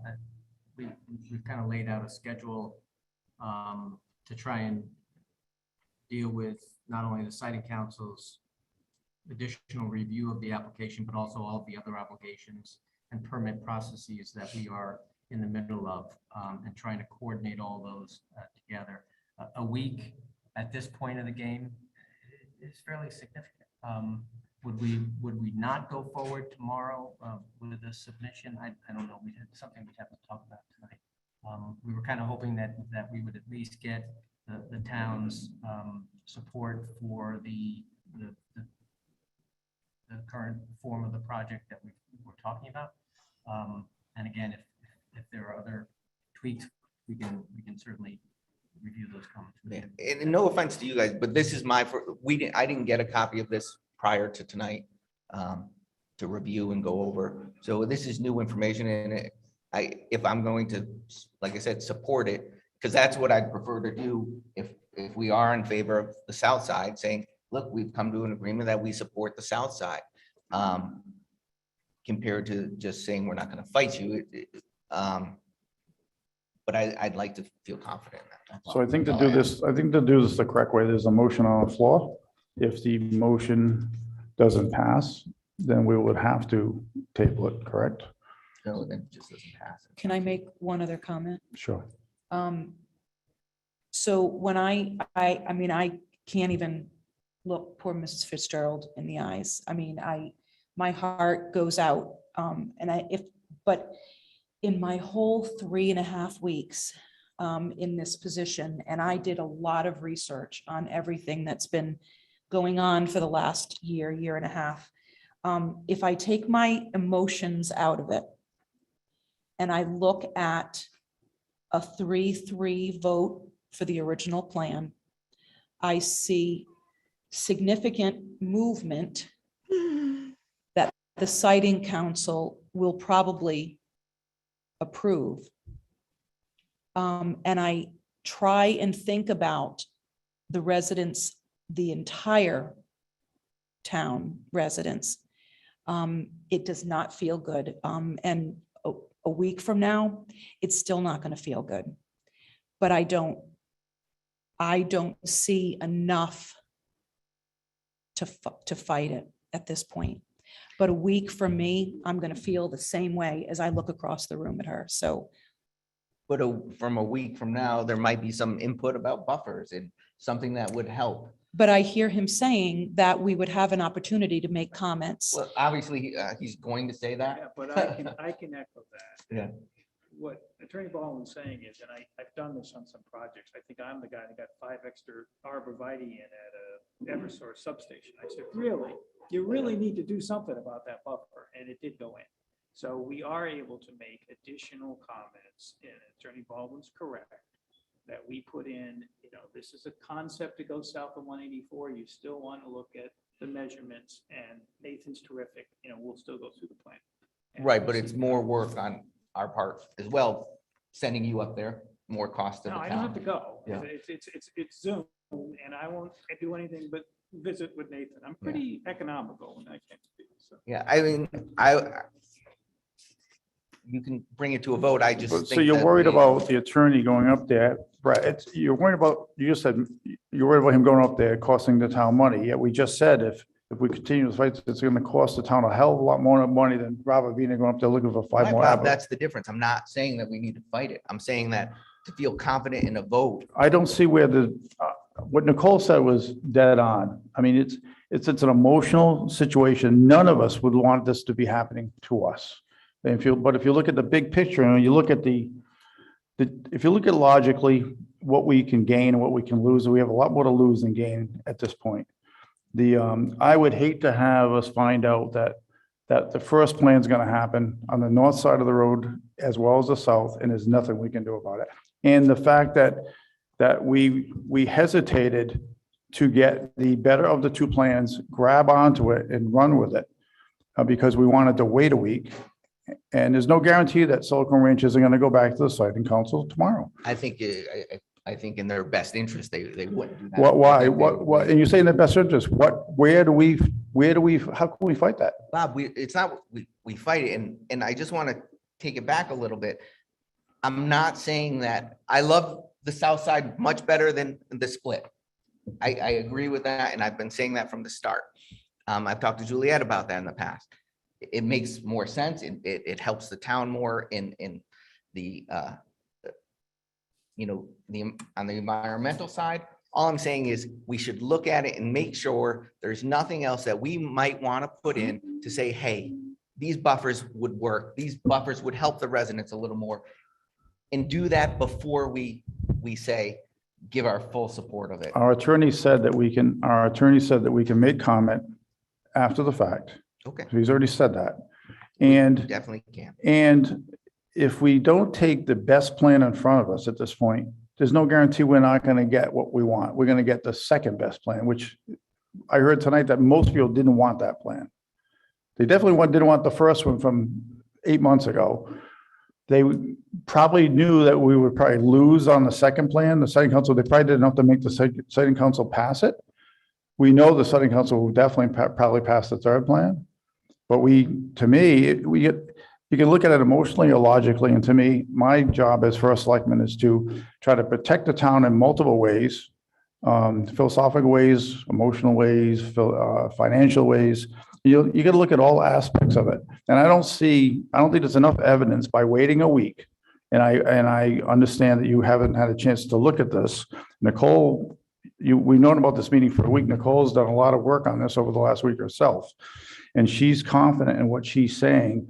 And she's even newer to the process than you are. So I just think at this point, there's a motion on the floor. We should let the action speak for itself. If the motion doesn't go through, we can call another meeting for next Tuesday, but there's no guarantee on what Silicon Ranch is going to do between now and next Tuesday. You're right.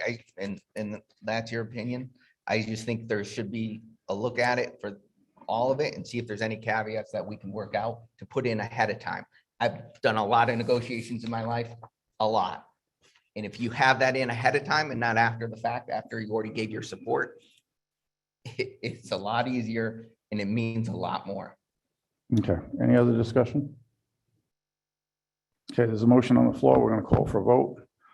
All those in favor of the motion as stated, say aye. Aye. Aye, unfortunately. All those opposed? All those abstain? I abstain. So we have 2 ayes, we have 1 abstain, so the motion passes. We will support the project as we saw it with only solar arrays on the south side of the road. Nothing on the north side, with the ability to make comments on the south side to try to make it even more acceptable by those that are affected on the south side of the road. Is that your understanding? Yes. Yes. Okay. Motion's over. Can I get a motion to adjourn? I make a motion to adjourn. All right, second. All right, thank you.